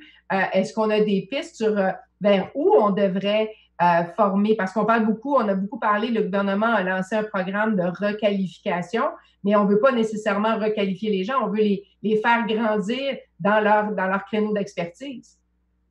J'ai pas de réponse magique, là, mais moi, je vais aller du côté de Grégor, puis pour avoir fait plusieurs recherches depuis 2-3 dernières années sur les comités sectoriels, je pense qu'il y a une tendance chez certains acteurs de rejeter ça dans la cour de l'État. L'État québécois, depuis près de 25 ans, a quand même mis en place une politique très cohérente hein, avec la loi du 1%, les comités sectoriels à main-d'œuvre, la commission des partenaires du marché du travail, mais il faut aussi que les acteurs dans ces institutions-là puissent investir eux-mêmes d'argent et temps pour créer les compétences comme des biens collectifs. Hein. Puis c'est aussi à eux de décider quelles seront les compétences dans lesquelles on devrait investir parce que des fois, on rejette ça sur l'État, mais si l'État dicte complètement, ça va être quoi les compétences ou le type de formation, là, les acteurs vont ruer dans les brancards et dire que les solutions étatiques sont mais moi j'inviterais quand même à ouvrir un dialogue là-dessus chez les acteurs sociaux. Puis je pense qu'avec les comités sectoriels, on est quand même bien servi au Québec, contrairement à d'autres endroits en Amérique du Nord où c'est plutôt le marché ou les entreprises qui dictent quels seront le développement des compétences et de la formation future. Oui, Grégor. Mais il y a un petit élément. Alors, d'abord, et on ne peut pas résoudre tous les problèmes de la société québécoise tout de suite, mais il est clair qu'il y a trop de jeunes hommes qui n'ont pas l'éducation de base pour négocier l'économie numérique. Alors, littératie, numératie, ainsi de suite. Et pourtant, la réponse à la COVID, c'est peut-être, on ne peut pas tout faire en même temps, mais c'est néanmoins un enjeu dans plusieurs des industries affectées par ce webinaire. et on le voit plus dans certains cas et on le voit moins dans d'autres cas. Je pense que l'aéronautique est un exemple duquel on peut apprendre parce qu'ils ont réussi à faire beaucoup de virages vers de meilleures compétences et de meilleures qualifications, mais on a des contre-exemples ici dans d'autres industries. Et comme on dit, vous savez qui vous êtes. Alors là, il y a ce problème-là. Il y a aussi un problème de ce que j'appelle l'eau chaude et l'eau froide. Alors, le gouvernement aime beaucoup avoir des programmes. C'est une subvention. On ouvre le robinet, c'est de l'eau chaude et puis c'est terminé. Il faut un degré de cohérence dans ces politiques afin d'y arriver. Je n'ai pas les solutions totales, mais c'est on forme la main-d'œuvre autour de l'expérimentation. Ça, c'est excellent. Mais cette expérimentation qu'on fait au plan des organisations doivent se traduire dans une expérimentation institutionnelle plus arrêtée à plus longue échéance. Alors, je pense qu'on peut identifier certains types de solutions et puis on y va. Mais c'est intéressant parce que vous nous parlez de cette importance d'apprendre à apprendre, dans le fond, d'être flexible puis d'être capable de pouvoir s'adapter tout au long de la vie. Et ça, c'est un enjeu avec le décrochage scolaire. Jean-Guy, vous voulez réagir? Ben, écoutez, c'est un débat on fait à l'Institut du Québec depuis plusieurs années sur le décrochage, sur la formation, la littératie, la numératie. On a un gouvernement qui a exprimé le souhait de voir le potentiel du Québec monter à 2 ce qu'on appelle le PIB de croissance à 2 historiquement, on était à 1,4, 1,5. Donc, la façon de le faire, c'est entre autres une meilleure formation de base pour l'ensemble de la population. Le Québec traîne un vieux passé. Donc, il faut rattraper tout ça. Donc, si on parle de requalification, c'est aussi les compétences de base de chacun. Parce que pour se requalifier, il faut être capable d'avoir un certain bagage pour pouvoir le faire. Donc, ça, il y a des gens pour qui ça manque. Première chose. Deuxièmement, on est dans une période qui, malgré la crise, on a un accès au capital qui est très, très large. Le capital n'est pas cher. Donc, les taux d'intérêt sont très, très bas. Donc, pour une entreprise qui veut augmenter sa compétitivité, c'est un bon moment de le faire. Donc, l'intérêt de l'investissement privé actuellement qui bat comme partout ailleurs en Occident, c'est vraiment un combat qu'il faut faire pour que les entreprises québécoises saisissent cette opportunité-là parce que c'est pas dit que le capital actuellement qui est si bas en termes de coûts va rester si bas en termes de coûts dans le futur. Si tous les gouvernements ont des dettes faramineuses, il s'agit d'avoir un bris de confiance à quelque part pour que les taux d'intérêt montent. Donc, c'est un moment actuellement intéressant pour investir dans le capital, mais aussi dans la formation. Ben, c'est intéressant parce que ça fait référence, puis Mathieu, je vais aller vers vous, à une autre question qui a été posée puis qui va faire, je pense, un pont entre les deux. La personne nous dit l'automatisation et la robotisation aplanissent beaucoup la courbe des coûts entre les pays et ça aide beaucoup pour le reshoring. En contrepartie, les plus faibles coûts actuels de transport au niveau du pétrole, entre autres, et les faibles taux d'intérêt apportent un frein au reshoring. Donc, on se trouve à être un peu bipolaire. On ne sait pas quel côté aller. Ouais, je suis d'accord. Mais en même temps, il y a des investissements importants. Puis il y a beaucoup de pays qui se lancent dans des investissements en automatisation. Je pense que le Québec ne devra pas échapper cette balle-là dans ses industries manufacturières primaires parce que oui, le coût du pétrole n'est pas cher, mais il y a quand même des tensions politiques vers des solutions plus vertes. Puis une de ces tendances-là, si Biden est élu demain, enfin, on ne le saura pas, peut-être pas demain, là, mais dans les prochains jours, et Loïc l'a mentionné, puis j'y passerai peut-être la balle après là-dessus, c'est qu'avec le plan vert, peut-être la dépendance au pétrole va diminuer, et là, on va avoir peut-être des opportunités au Québec en raison de l'hydroélectricité. Hein. Mais juste pour revenir aux compétences, moi, je voulais juste rajouter peut-être un commentaire, puis ça fait aussi un pont avec l'automatisation, c'est que je pense qu'on porte peut-être un peu trop d'importance aux compétences du futur, puis on devrait s'attarder aux compétences de base chez les travailleurs, parce que d'après nos recherches de terrain, c'est difficile d'investir dans des compétences du futur quand les travailleurs ne sont pas capables disons, de maîtriser des concepts de base comme la littératie et la littératie. C'est-à-dire, tu ne peux pas arriver... Le travailleur n'est pas un récipient neutre où tu fais update comme une machine. Pas un ordinateur. Exactement. Mais je comprends très bien. Puis c'est d'ailleurs juste, Loïc, avant d'aller à vous, Mathieu, il y a une question qui nous est posée qui dit, est-ce qu'on ne pourrait pas justement s'assurer de manière à avoir un développement continu? Les ordres professionnels le font, évidemment, hein, il y a des obligations de formation continue. Est-ce qu'il serait possible d'intégrer une partie de formation dans les conditions de travail des personnes? Donc, d'avoir un minimum d'heures. Grégoire, ça, je vous vois réagir aussi. Est-ce que c'est quelque chose qui pourrait être une petite révolution de mettre au Québec une partie de formation dans le contrat d'emploi de quelqu'un? Oui, on l'a, j'allais dire on l'a, mais. On l'a? Ben, vas-y, Grégoire. Non, vas-y, continue, Mathieu. Allez-y.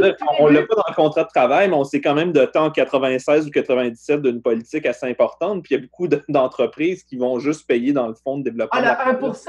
1%, mais c'était quand même un moyen intéressant. Est-ce qu'on doit travailler avec ces institutions-là qui sont déjà en place ou créer peut-être des obligations à la formation? Moi, je ne suis pas en désaccord avec une obligation à la formation dans plusieurs secteurs. Grégoire, vous vouliez réagir avant de donner la parole à Loïc? Juste sur le plan, il y a à travers le monde différentes politiques, souvent novatrices, sur la manière de susciter de la formation. Et là, par exemple, en Grande-Bretagne, à un moment donné, sous le gouvernement Blair, on a introduit les délégués de formation. Alors, il y avait un comité obligatoire de formation dont, si le milieu est syndiqué, le syndicat fait forcément partie, un peu comme les comités de santé et sécurité au travail, parce qu'on dit c'est prioritaire. Je ne dis pas que c'est la recette magique, mais c'est traduit une préoccupation à tisser la formation. Il faut reconnaître aussi que les employeurs sont, entre guillemets, naturellement dubitatifs sur les obligations de formation parce que ça peut représenter un coût et ça ne traduit pas. Alors, l'évolution du 1%, il faut le voir, c'est quoi maintenant le seuil? Est-ce que c'est 2 millions, 1 million de masse salariale avant que la politique s'applique? Alors, pour la plupart, les petites et plusieurs moyennes entreprises échappent. C'est un peu désarticulé par rapport aux individus aussi. Alors là, il faut faire le lien entre les individus, comme on en fait dans plusieurs pays nordiques, où on reconnaît leur capacité, leur droit de se former pendant leur vie, et qui se traduit sur le plan individuel, et puis une forme d'obligation qui est davantage par entreprise, et généralement les entreprises les plus avancées n'ont pas de difficulté à remplir ce mandat d'atteindre un seuil minimal de formation parce que ça fait partie de leurs priorités. Lors du dernier diagnostic sectoriel, on a vu que les grandes entreprises dans le secteur de la métallurgie, et je suis convaincu qu'il en va de même dans l'aéronautique, investissent de manière importante dans la formation. Oui. Ça, il n'y a pas de doute. C'est comment traduire cette formation tout au long des chaînes de valeur. Et ça nous fait revenir aux chaînes de valeur et les politiques qui traversent les chaînes de valeur pour faire en sorte que les PME qui entretiennent des relations avec les chaînes sont en mesure de former leur monde. C'est souvent là où on retrouve les déficiences. Ce n'est pas dans les très grandes entreprises internationalisées, c'est ailleurs. Il y a eu des efforts en ce sens-là, entre autres avec la chaîne de l'auto puis la chaîne de l'aéronautique, hein, où il y avait vraiment une synergie qui se créait et tout ça. Puis il y a quelqu'un qui nous dit que la formation, ça doit être vu comme un investissement et non pas une dépense de 1%. Et c'est très vrai parce qu'il y a un bénéfice à aller chercher en ce sens-là. Loïc, on vous a interpellé à différents niveaux. On vous a parlé d'énergie, on vous a parlé de plan vert, on vous a parlé de formation. Alors, vous pouvez prendre ça par le bout qui vous tente. Il y a quelque chose qui a été dit sur la formation et c'est sûr que ça m'interpelle, puis j'enseigne à l'université, j'envoie des enfants à l'école aussi, mais si vous voulez, je vais rester sur le plan vert et sur ce que Biden compte faire. Et ça, c'est très important parce que Biden, bien sûr, va rejoindre les accords de Paris s'il est élu président à nouveau. Et il a surtout dit aussi, on s'en souviendra au débat, si vous l'avez regardé, qu'il allait couper des subventions à l'industrie des hydrocarbures. Oui. C'est beaucoup d'emplois. Personnellement, je pense que c'était une erreur de dire ça dans un débat. C'est pas tout à fait, en tout cas, comme ça que ça doit être dit. On doit dire, on va réduire progressivement les subventions aux industries d'hydrocarbures. Mais toujours est-il que oui, ces industries reçoivent énormément d'argent aux États-Unis et que si vous coupez cet argent, Ça va avoir des effets à la pompe qui vont être immédiats. Ça va avoir des effets d'appauvrissement aussi immédiats parce que l'automobile est très importante pour les travailleurs aux États-Unis. Le transport en commun est encore moins développé qu'au Canada, aux États-Unis. Donc, vous allez immédiatement avoir une répercussion très, très forte sur les capacités d'achat des Américains et ça ne va pas nécessairement leur faire très plaisir. En revanche, ce que ça fait, c'est que c'est de l'argent qu'on peut investir dans les énergies vertes et ces énergies vertes peuvent à ce moment-là devenir beaucoup plus compétitrices et peuvent arriver peut-être à faire une meilleure compétition. Mais on a beaucoup de problèmes à produire de l'électricité, par exemple à haut voltage, à partir de l'industrie de l'énergie solaire. Des voltages industriels ne sont pas des voltages facilement atteignables avec l'industrie verte. Donc, ça pose des problèmes à ce niveau-là aussi.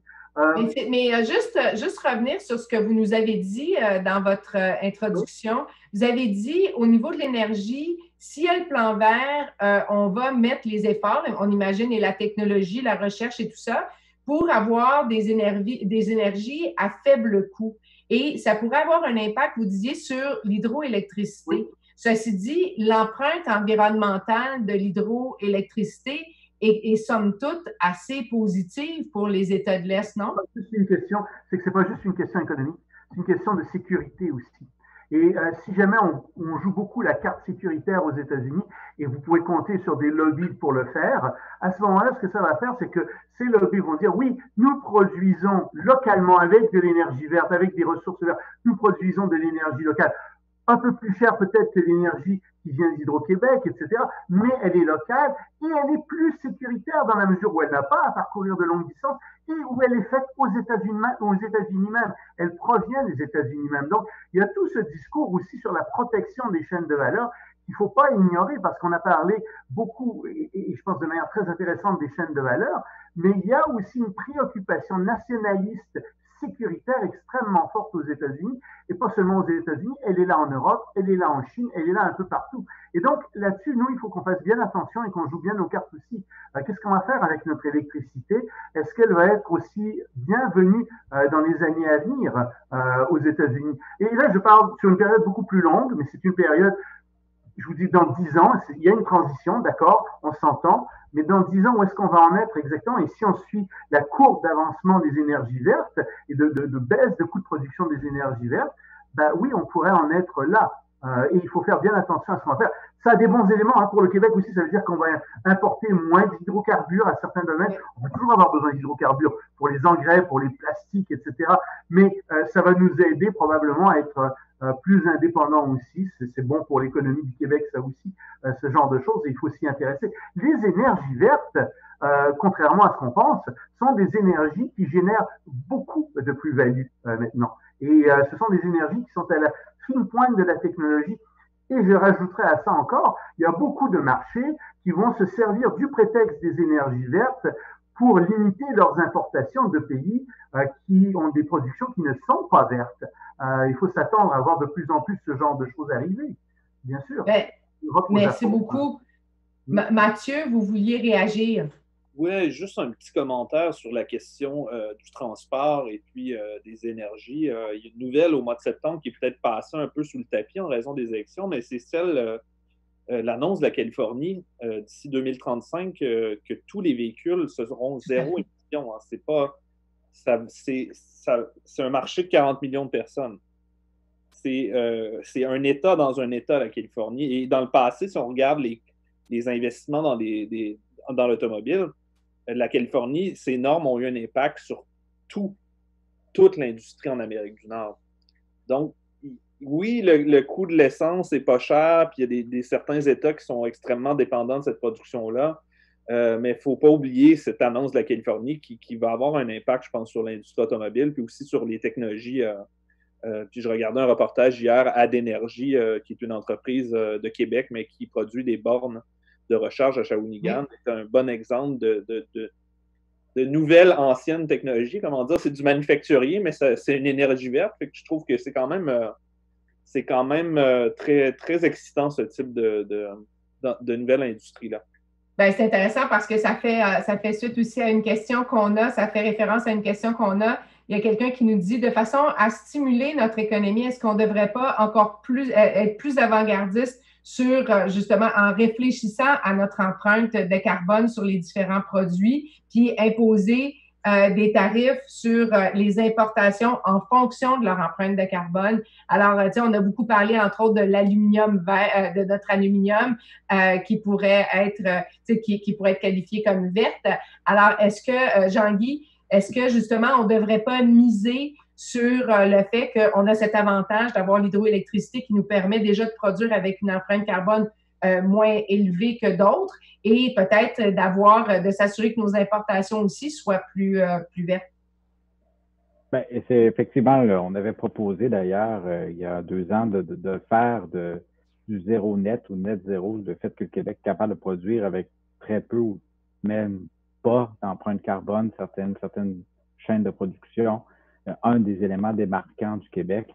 Il y a certaines chaînes de valeur qui ont un intérêt à payer parce qu'il faut toujours dire que ça prend un intérêt économique. Donc, il y a certaines chaînes de valeur qui ont un intérêt à payer ce type de produit-là parce que ça répond à des exigences qui leur sont propres. Donc, oui, effectivement, il y a un intérêt économique à penser vers ça. Deuxièmement, l'application des tarifs. Je veux dire, il y a un mouvement en Europe assez fort là, pour qu'il y ait la prise en compte des émissions carbone dans la chaîne de production soit prise en compte dans ce qui est importé. Donc, ce mouvement-là va apparaître. Donc, il y a des gens qui vont vouloir décarboniser leur chaîne de carbone pour accéder au marché européen. Puis, ils peuvent le faire par le Québec. Puis ça peut être intéressant. D'autant plus que nous, on a un accord de libre-échange avec l'Europe qui est très intéressant. Donc, il y a une plateforme québécoise qui pourrait se développer assez rapidement pour décarboniser certaines chaînes de valeur qui sont ailleurs dans le monde, qui sont très fortes en carbone, puis venir au Québec pour les rendre plus faibles. Donc oui, si on pense à 5 ans, à 3 ans, à 2 ans, il y a une fenêtre d'opportunité qui peut s'ouvrir dans l'univers post-pandémie.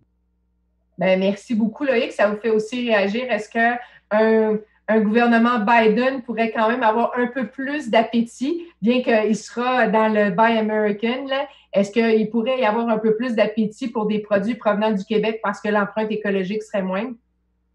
Je pense qu'on a des chances. Je pense que le gouvernement Biden serait beaucoup plus parlable. Mais on parle du gouvernement Biden, mais on va peut-être parler du gouvernement, en fait, Kamala Harris, du gouvernement Sanders, du gouvernement, oui, parce qu'Elizabeth Warren, parce que malheureusement, et ça c'est une chose dont on n'a pas parlé, aux États-Unis, si c'est Biden qui l'emporte, il a pratiquement dit qu'il ne resterait pas pour un deuxième mandat. On a même l'impression que si jamais il gagne, il ne faudra pas lui annoncer la nouvelle trop brutalement. Donc, c'est sûr que aux États-Unis même, dans le Parti démocrate, la course à la succession de Biden est lancée. C'est un facteur d'incertitude aussi aux États-Unis. Et en ce moment, on ne sait pas très bien vers où va aller ce Parti démocrate qui a été tenu par des gérontocrates, Mme Pelosi en premier lieu, qui a 80 ans, mais derrière elle, il y a aussi Hillary Clinton. C'est eux qui sont les faiseurs de rois, pour reprendre une expression anglaise, mais ils sont sur leur dernier millage. Comment est-ce que ça va se concocter à l'intérieur du Parti démocrate, tout ça? Je pense que ça, c'est quelque chose qui politiquement va être très à surveiller. On sait qu'on a à l'intérieur du Parti démocrate des gens qui sont très protectionnistes, mais en même temps, il y a une tendance environnementaliste très, très forte. Je ne pense pas qu'on puisse encore conclure dans un sens ou dans l'autre pour le moment. Mais disons que ce qui est plus simple avec le Parti démocrate, c'est qu'il est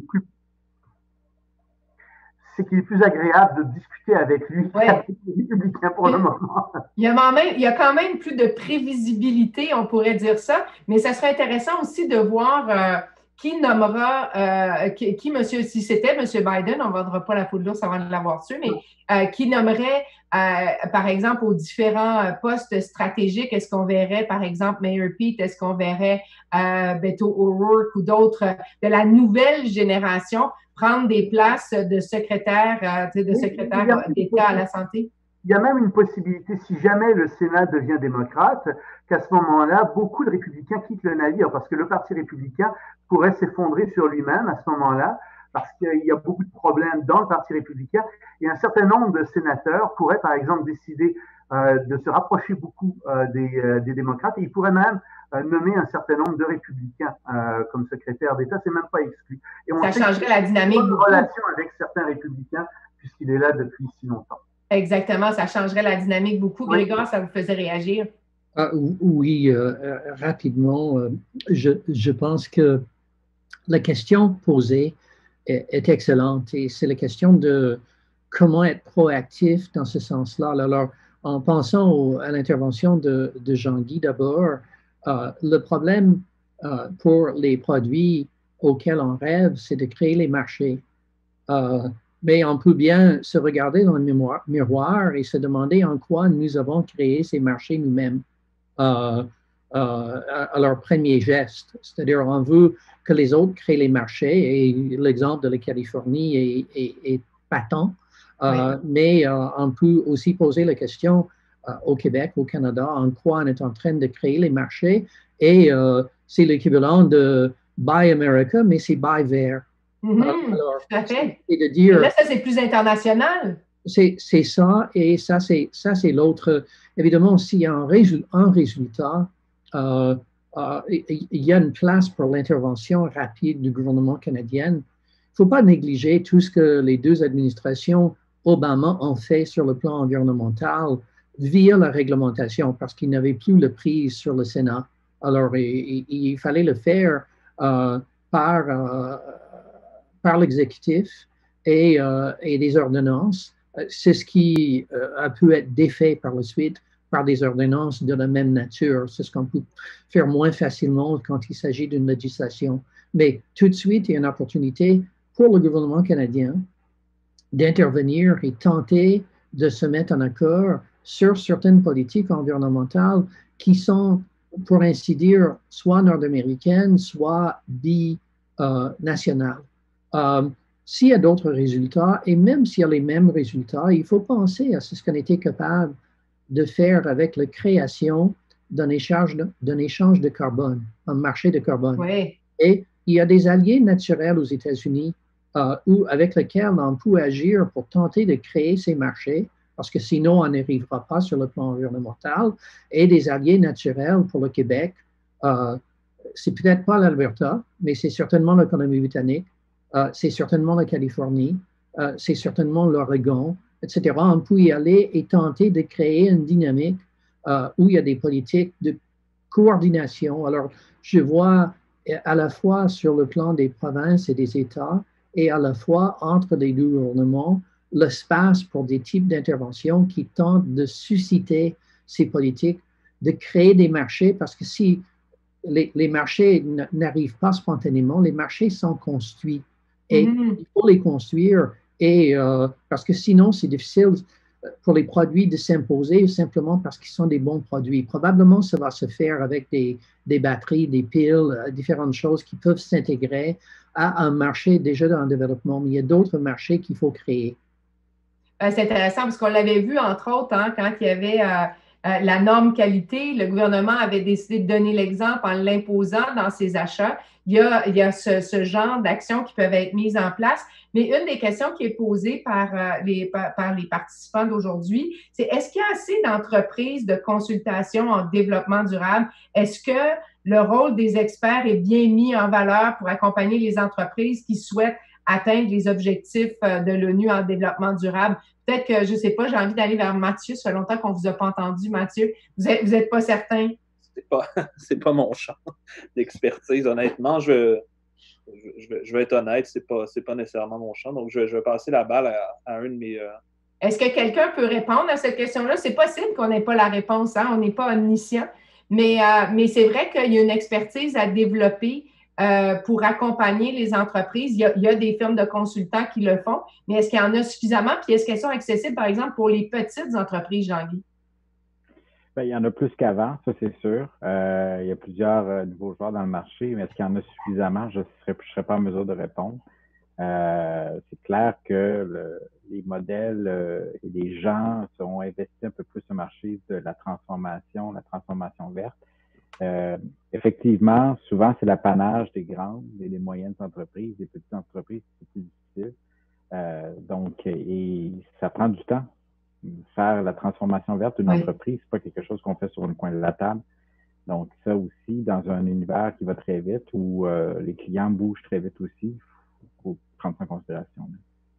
Ben, il y a quelqu'un qui recommande, en fait, c'est un commentaire plus qu'une question, mais est-ce que justement les CSMO pourraient contribuer à développer des formations, des plateformes pour inciter pour inciter puis former dans une perspective de développement durable? C'est peut-être un objectif qu'il peut y avoir de mettre ensemble, de collaborer, de mettre ensemble des savoirs pour être en mesure justement de les partager, puis de donner accès, parce qu'on l'a dit, les grandes entreprises ont des outils, ont les ressources, puis on l'a dit pour la formation de la main-d'œuvre, je pense que c'est la même chose pour le virage en matière de développement durable, c'est que les plus petits ont parfois plus de difficultés, mais n'empêche que c'est un virage qu'on doit prendre. Puis il y avait une question, ça fait peut-être un lien à une question qui nous était posée plus tôt, qui disait, est-ce que c'est à cause c'est à cause du manque d'investissement en recherche et développement qui fait en sorte que notre secteur manufacturier au Québec particulièrement est moins, est moins robuste peut-être qu'ailleurs. Est-ce qu'on a manqué le virage? Il me semble qu'il y a beaucoup de programmes puis beaucoup de soutien en recherche et développement, mais est-ce qu'on a manqué ce virage-là d'investir dans l'innovation dans certaines de nos industries phares? Est-ce qu'il y a quelqu'un qui a envie de répondre? Jean-Guy? Ben, écoutez, en innovation, on a parce que calculer ou étudier l'innovation, c'est toujours un peu tricky ou c'est toujours un petit peu bizarre parce que c'est difficile pour avoir des plans d'innovation. On ne peut pas tirer après une fleur. Donc, l'innovation, ça pousse en soi. Donc, tu ne peux pas avoir de... C'est difficile d'aller dire à une entreprise, allez-y, innover. C'est quelque chose qui vient aussi de façon naturelle. Donc, c'est clair qu'au Québec, en termes de nombre, le proxy qui est en fait un proxy le moins intéressant, donc la donnée qu'on utilise, c'est les brevets. Au Québec, en général, les brevets, il y en a moins qu'ailleurs en termes de population, par exemple, par rapport à l'Ontario, la Colombie-Britannique. Donc, l'innovation québécoise demeure aussi un peu en retard sur ça, en nombre. Mais il faut aller regarder dans quoi on innove aussi. Et il y a beaucoup de trucs là-dedans qui ne sont pas nécessairement des innovations transformantes, c'est des innovations, des petites innovations qui s'ajoutent sur d'autres choses, c'est des itérations. Donc, il y a tout à repenser ça. Il y a quand même eu plusieurs choses que le gouvernement a faites. D'ailleurs, au Québec, il y a peu de monde qui le savent, mais la commercialisation d'une innovation québécoise, un brevet québécois, tout ce qui sort des revenus de ça n'est pas imposable. Donc, si vous avez un brevet, par exemple, et vous commercialisez quelque chose à partir de ce brevet-là, techniquement, les revenus ne sont pas imposables. Donc, il y a quand même des protections fiscales qui ont été mises en place, qui sont peu utilisées, qui sont peu connues. Donc, il y a peut-être un devoir de communication.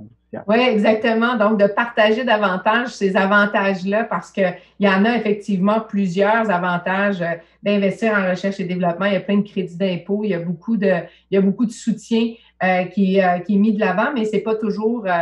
encore là, on revient à la PME. C'est pas toujours aussi facile pour une PME de passer à travers un processus de brevet, de passer à travers, donc de penser, de vouloir se lancer dans la commercialisation d'une innovation qui est déterminante. Oui, Grégoire? Mais si je peux retourner à cette question d'un rôle possible pour les CSMO par rapport au développement durable, oui. Moi, je pense en définitive, la réponse est oui. Parce que le problème, c'est très souvent, en fait, du développement durable, au ministère de l'Industrie, c'est assez loin du terrain ou sans les acteurs sociaux, parce que les acteurs sociaux sont relativement peu dans certains ministères et plus près d'autres ministères parce que ça touche l'emploi, mais on veut rapprocher des enjeux de développement durable près des acteurs sociaux, des organisations représentatives des travailleurs, bien sûr les entreprises, et faire des olympiades de développement durable des différents secteurs manufacturiers, c'est tout à fait intéressant et faisable. On le fait dans d'autres domaines, mais je pense qu'il y a ici un enjeu qui est important. Il faut voir aussi que quand on voit les formes institutionnelles de développement des innovations. Je pense dans la région de Kitchener-Waterloo, en Ontario. Et c'est ce qu'on arrive à faire avec les accélérateurs, des incubateurs, etc. Et il ne faut pas négliger, ça on le fait à Québec, on le fait à Montréal, mais dans d'autres secteurs. Le photonique à Québec, évidemment l'intelligence artificielle à Montréal, mais il y a beaucoup de choses à apprendre et de mettre en valeur. Et évidemment, c'est un défi parce que souvent au Saguenay, on tente de faire ce type de choses et c'est une question de la taille. Mais il y a quand même beaucoup de lieux d'investissement et il faut multiplier les enseignements par rapport à ces incubateurs, accélérateurs, parce que ça, c'est le lieu. On a les universités qui sont là et qui font la recherche. Le problème, c'est de faire le lien avec les brevets, avec les techniques, etc., et de l'appliquer par rapport aux enjeux, nos industries, notre système d'éducation et le développement durable. Exactement, parce qu'il y a les CSMO, mais il y a aussi les GRAP dans chacun de nos secteurs qui peuvent nous aider à partager le savoir, à accélérer l'innovation. Ça peut être un autre lieu. Loïc, il y avait un commentaire aussi. On peut aller aussi beaucoup plus loin et ça se fait en Europe, dans certains parcs industriels, en Asie aussi. On a très peu développé ici, par exemple, l'économie circulaire. Et l'économie circulaire, c'est une économie qui se fait sur le principe que les déchets de certaines industries sont les matières premières d'autres industries. Et ça devient très intéressant dans certains parcs industriels de développer cette industrie circulaire parce qu'on développe des synergies, on développe justement de nouvelles. Et tout ça, c'est prêt. C'est une question de volonté politique. On est beaucoup plus proche qu'on le pense de pouvoir développer ce genre d'énergie circulaire dans des parcs industriels. Et donc ici, on revient encore à cette coopération qu'on peut avoir entre différents secteurs, à l'intérieur d'un même secteur, mais aussi entre différents secteurs. Et je pense qu'on peut le pousser davantage, ce genre d'économie, et c'est évidemment très vert. Ah, c'est intéressant parce que j'ai animé un événement, puis on a, dans le caoutchouc, les bottes Camic font justement dans l'économie circulaire, parviennent à faire davantage. Donc, oui, il faut s'inspirer puis trouver des nouvelles façons d'optimiser sa chaîne de production. Ça en est une, ça, d'être capable de valoriser les déchets de un pour en faire quelque chose de positif pour l'autre. Il y a quelque chose là de très porteur. Loïc, il y avait une des questions qui a été posée presque au tout début, qui disait à vous entendre, donc à entendre votre présentation de départ, est-ce qu'il ne faut pas développer de nouveaux marchés? Est-ce qu'il ne faut pas tenter, évidemment, puis on le dit toujours, là, il faut tenter d'être moins dépendant des États-Unis, mais si oui, vers où on va? Comment on fait pour développer de nouveaux marchés quand on sait que la Chine se replie sur soi? L'Europe, Mathieu nous disait, l'Europe a une économie qui se régionalise. Alors, est-ce que on regarde d'est en ouest ou il y a d'autres endroits où nos produits peuvent atterrir? Mais malheureusement, on va toujours rester très proche des États-Unis. On a essayé pendant des décennies et des décennies de trouver une façon pour le Canada, de trouver d'autres débouchés. Et en fait, ça date de l'intégration de la Grande-Bretagne au marché européen et de l'effritement de l'économie du Commonwealth. Le Canada avait toujours marché sur deux jambes, si je puis dire. C'est-à-dire que quand ça allait pas bien avec les États-Unis, allez hop, ils se repliaient sur le Commonwealth. Et quand ça allait pas bien avec le Commonwealth, allez hop, ils se repliaient sur les États-Unis. C'était pratique jusqu'à ce que le Commonwealth tombe. Et là, on s'est retrouvé évidemment avec le marché américain. On n'est pas arrivé à s'en défaire et il y a des coûts d'opportunité qui sont extrêmement intéressants. Quand on regarde ce qui se passe aux États-Unis, les coûts d'opportunité sont faibles, c'est là, alors que développer à l'extérieur, ça coûte très cher. D'autant plus qu'on n'en a pas parlé beaucoup cette fois-ci, mais il y a tout un processus d'automation qui fait en sorte qu'on rapatrie un certain nombre de fonctions dans les entreprises aussi, qui sont des fonctions qui auparavant se faisaient à l'extérieur. Mais oui, on peut développer toutes sortes de marchés qu'on n'a pas développés. On est très timide en Afrique, alors qu'à l'évidence, en Afrique de l'Ouest, il y a un marché naturel. On est très timide en Amérique latine. Bon, il y a aussi une possibilité d'aller en Amérique latine. Je vous dirais qu'on connaît à peu près pas l'Asie du Sud-Est. L'Asie du Sud-Est qui est peut-être le prochain Eldorado. C'est vrai que la Chine est très présente là, mais justement, les pays d'Asie du Sud-Est ne veulent pas dépendre de la Chine, craignent la Chine, et donc il y a des opportunités qui sont là. Ce qu'il faut laisser tomber, c'est probablement la Chine. Et évidemment, je suis un spécialiste de la Chine, mais je vous dirais que tant que Xi Jinping est au pouvoir, on va avoir une drôle de bête là. Et la Chine a aussi des problèmes d'instabilité politique. Comme je vous le disais plus tôt, ce qui est en train de sortir politiquement de la Chine est relativement inquiétant. Donc oui, on ne sait pas exactement où ça va aller. Il y a des problèmes internes en Chine et c'est très secret, on ne le voit pas, on ne sait pas, on le sait si vous voulez, de manière très indirecte. Mais donc, oui, il y a des marchés qui sont là, il y a des marchés qu'on peut développer. Et je pense que, en fait, je vous dirais, moi, je le vois parmi mes étudiants. Je vais lancer un message d'espoir. Je le vois parmi mes étudiants. Évidemment, je suis en relation internationale, donc j'ai beaucoup de... Mais mes étudiants sont très... Il y a de plus en plus d'étudiants qui sont intéressés à l'international. La cote R pour entrer à l'international est presque similaire à la cote R qu'il faut pour entrer en droit maintenant. C'est une cote extrêmement élevée. Et donc, on a plein de gens qui s'intéressent, jeunes, qui s'intéressent à l'international, qui veulent aller à l'international, qui veulent faire quelque chose à l'international, ce qui était beaucoup moins le cas quand moi j'étais étudiant, par exemple. Alors, ça, c'est de bon augure. Voilà. On s'ouvre sur le monde. Jean-Guy, vous vouliez ajouter, puis je pense que ça va être pratiquement le mot de la fin.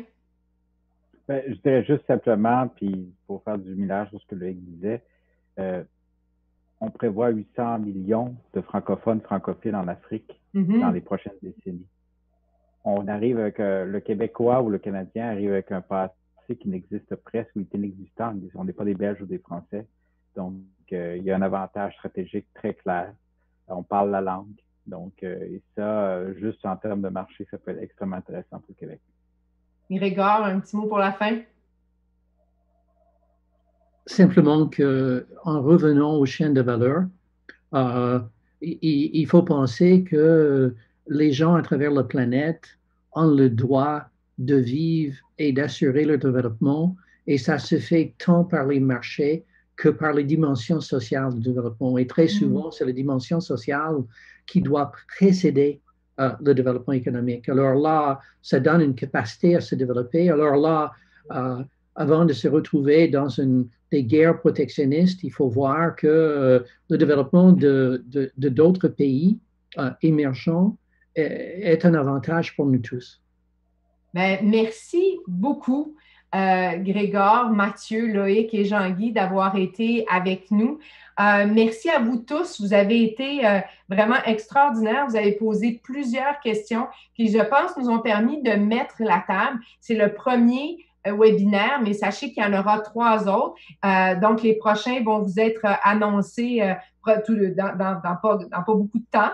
Il va y avoir un webinaire sur la transformation numérique et les conséquences pour l'organisation du travail, on l'a vu, hein, et les compétences requises. On a un peu abordé ça, mais on va pouvoir le creuser davantage à l'ère post-COVID. La transition climatique, le positionnement compétitif du secteur manufacturier et les compétences vertes. Donc, encore là, on le dit, on a mis la table aujourd'hui, puis on va pouvoir creuser davantage. Et finalement, le rôle du dialogue social dans le développement des emplois, des compétences et de la formation. Ce sont les 3 rendez-vous qu'on aura quelque part à la fin décembre ou en janvier, et ensuite de ça au printemps et plus près de l'été. Ça laissera le temps à nos chercheurs de creuser, de trouver les angles, les meilleures pratiques, parce que évidemment, il y a beaucoup de matériel à aller chercher là. Et j'espère beaucoup aussi d'inspiration. On le sait, il y a de l'inspiration, il y a des meilleures pratiques chez nous au Québec, il y en a ailleurs au Canada, mais il y en a aussi beaucoup dans le monde. Alors, c'est de pouvoir s'inspirer pour pouvoir se relancer autrement dans un ère post-COVID qui va nous avoir, je pense, permis de révéler plusieurs de nos carences, mais aussi plusieurs de nos forces, notre capacité d'adaptabilité pour plusieurs de nos organisations. Alors, c'est un rendez-vous et sachez qu'il y aura la rediffusion dès demain de ce premier webinaire qui sera disponible sur la plateforme. Donc, vous pourrez réentendre et peut-être aussi pouvoir voir les différentes présentations, les différents PowerPoint qui seront accessibles à travers cette rediffusion-là. Alors, merci beaucoup et on se donne rendez-vous pour la prochaine fois. Merci à tous.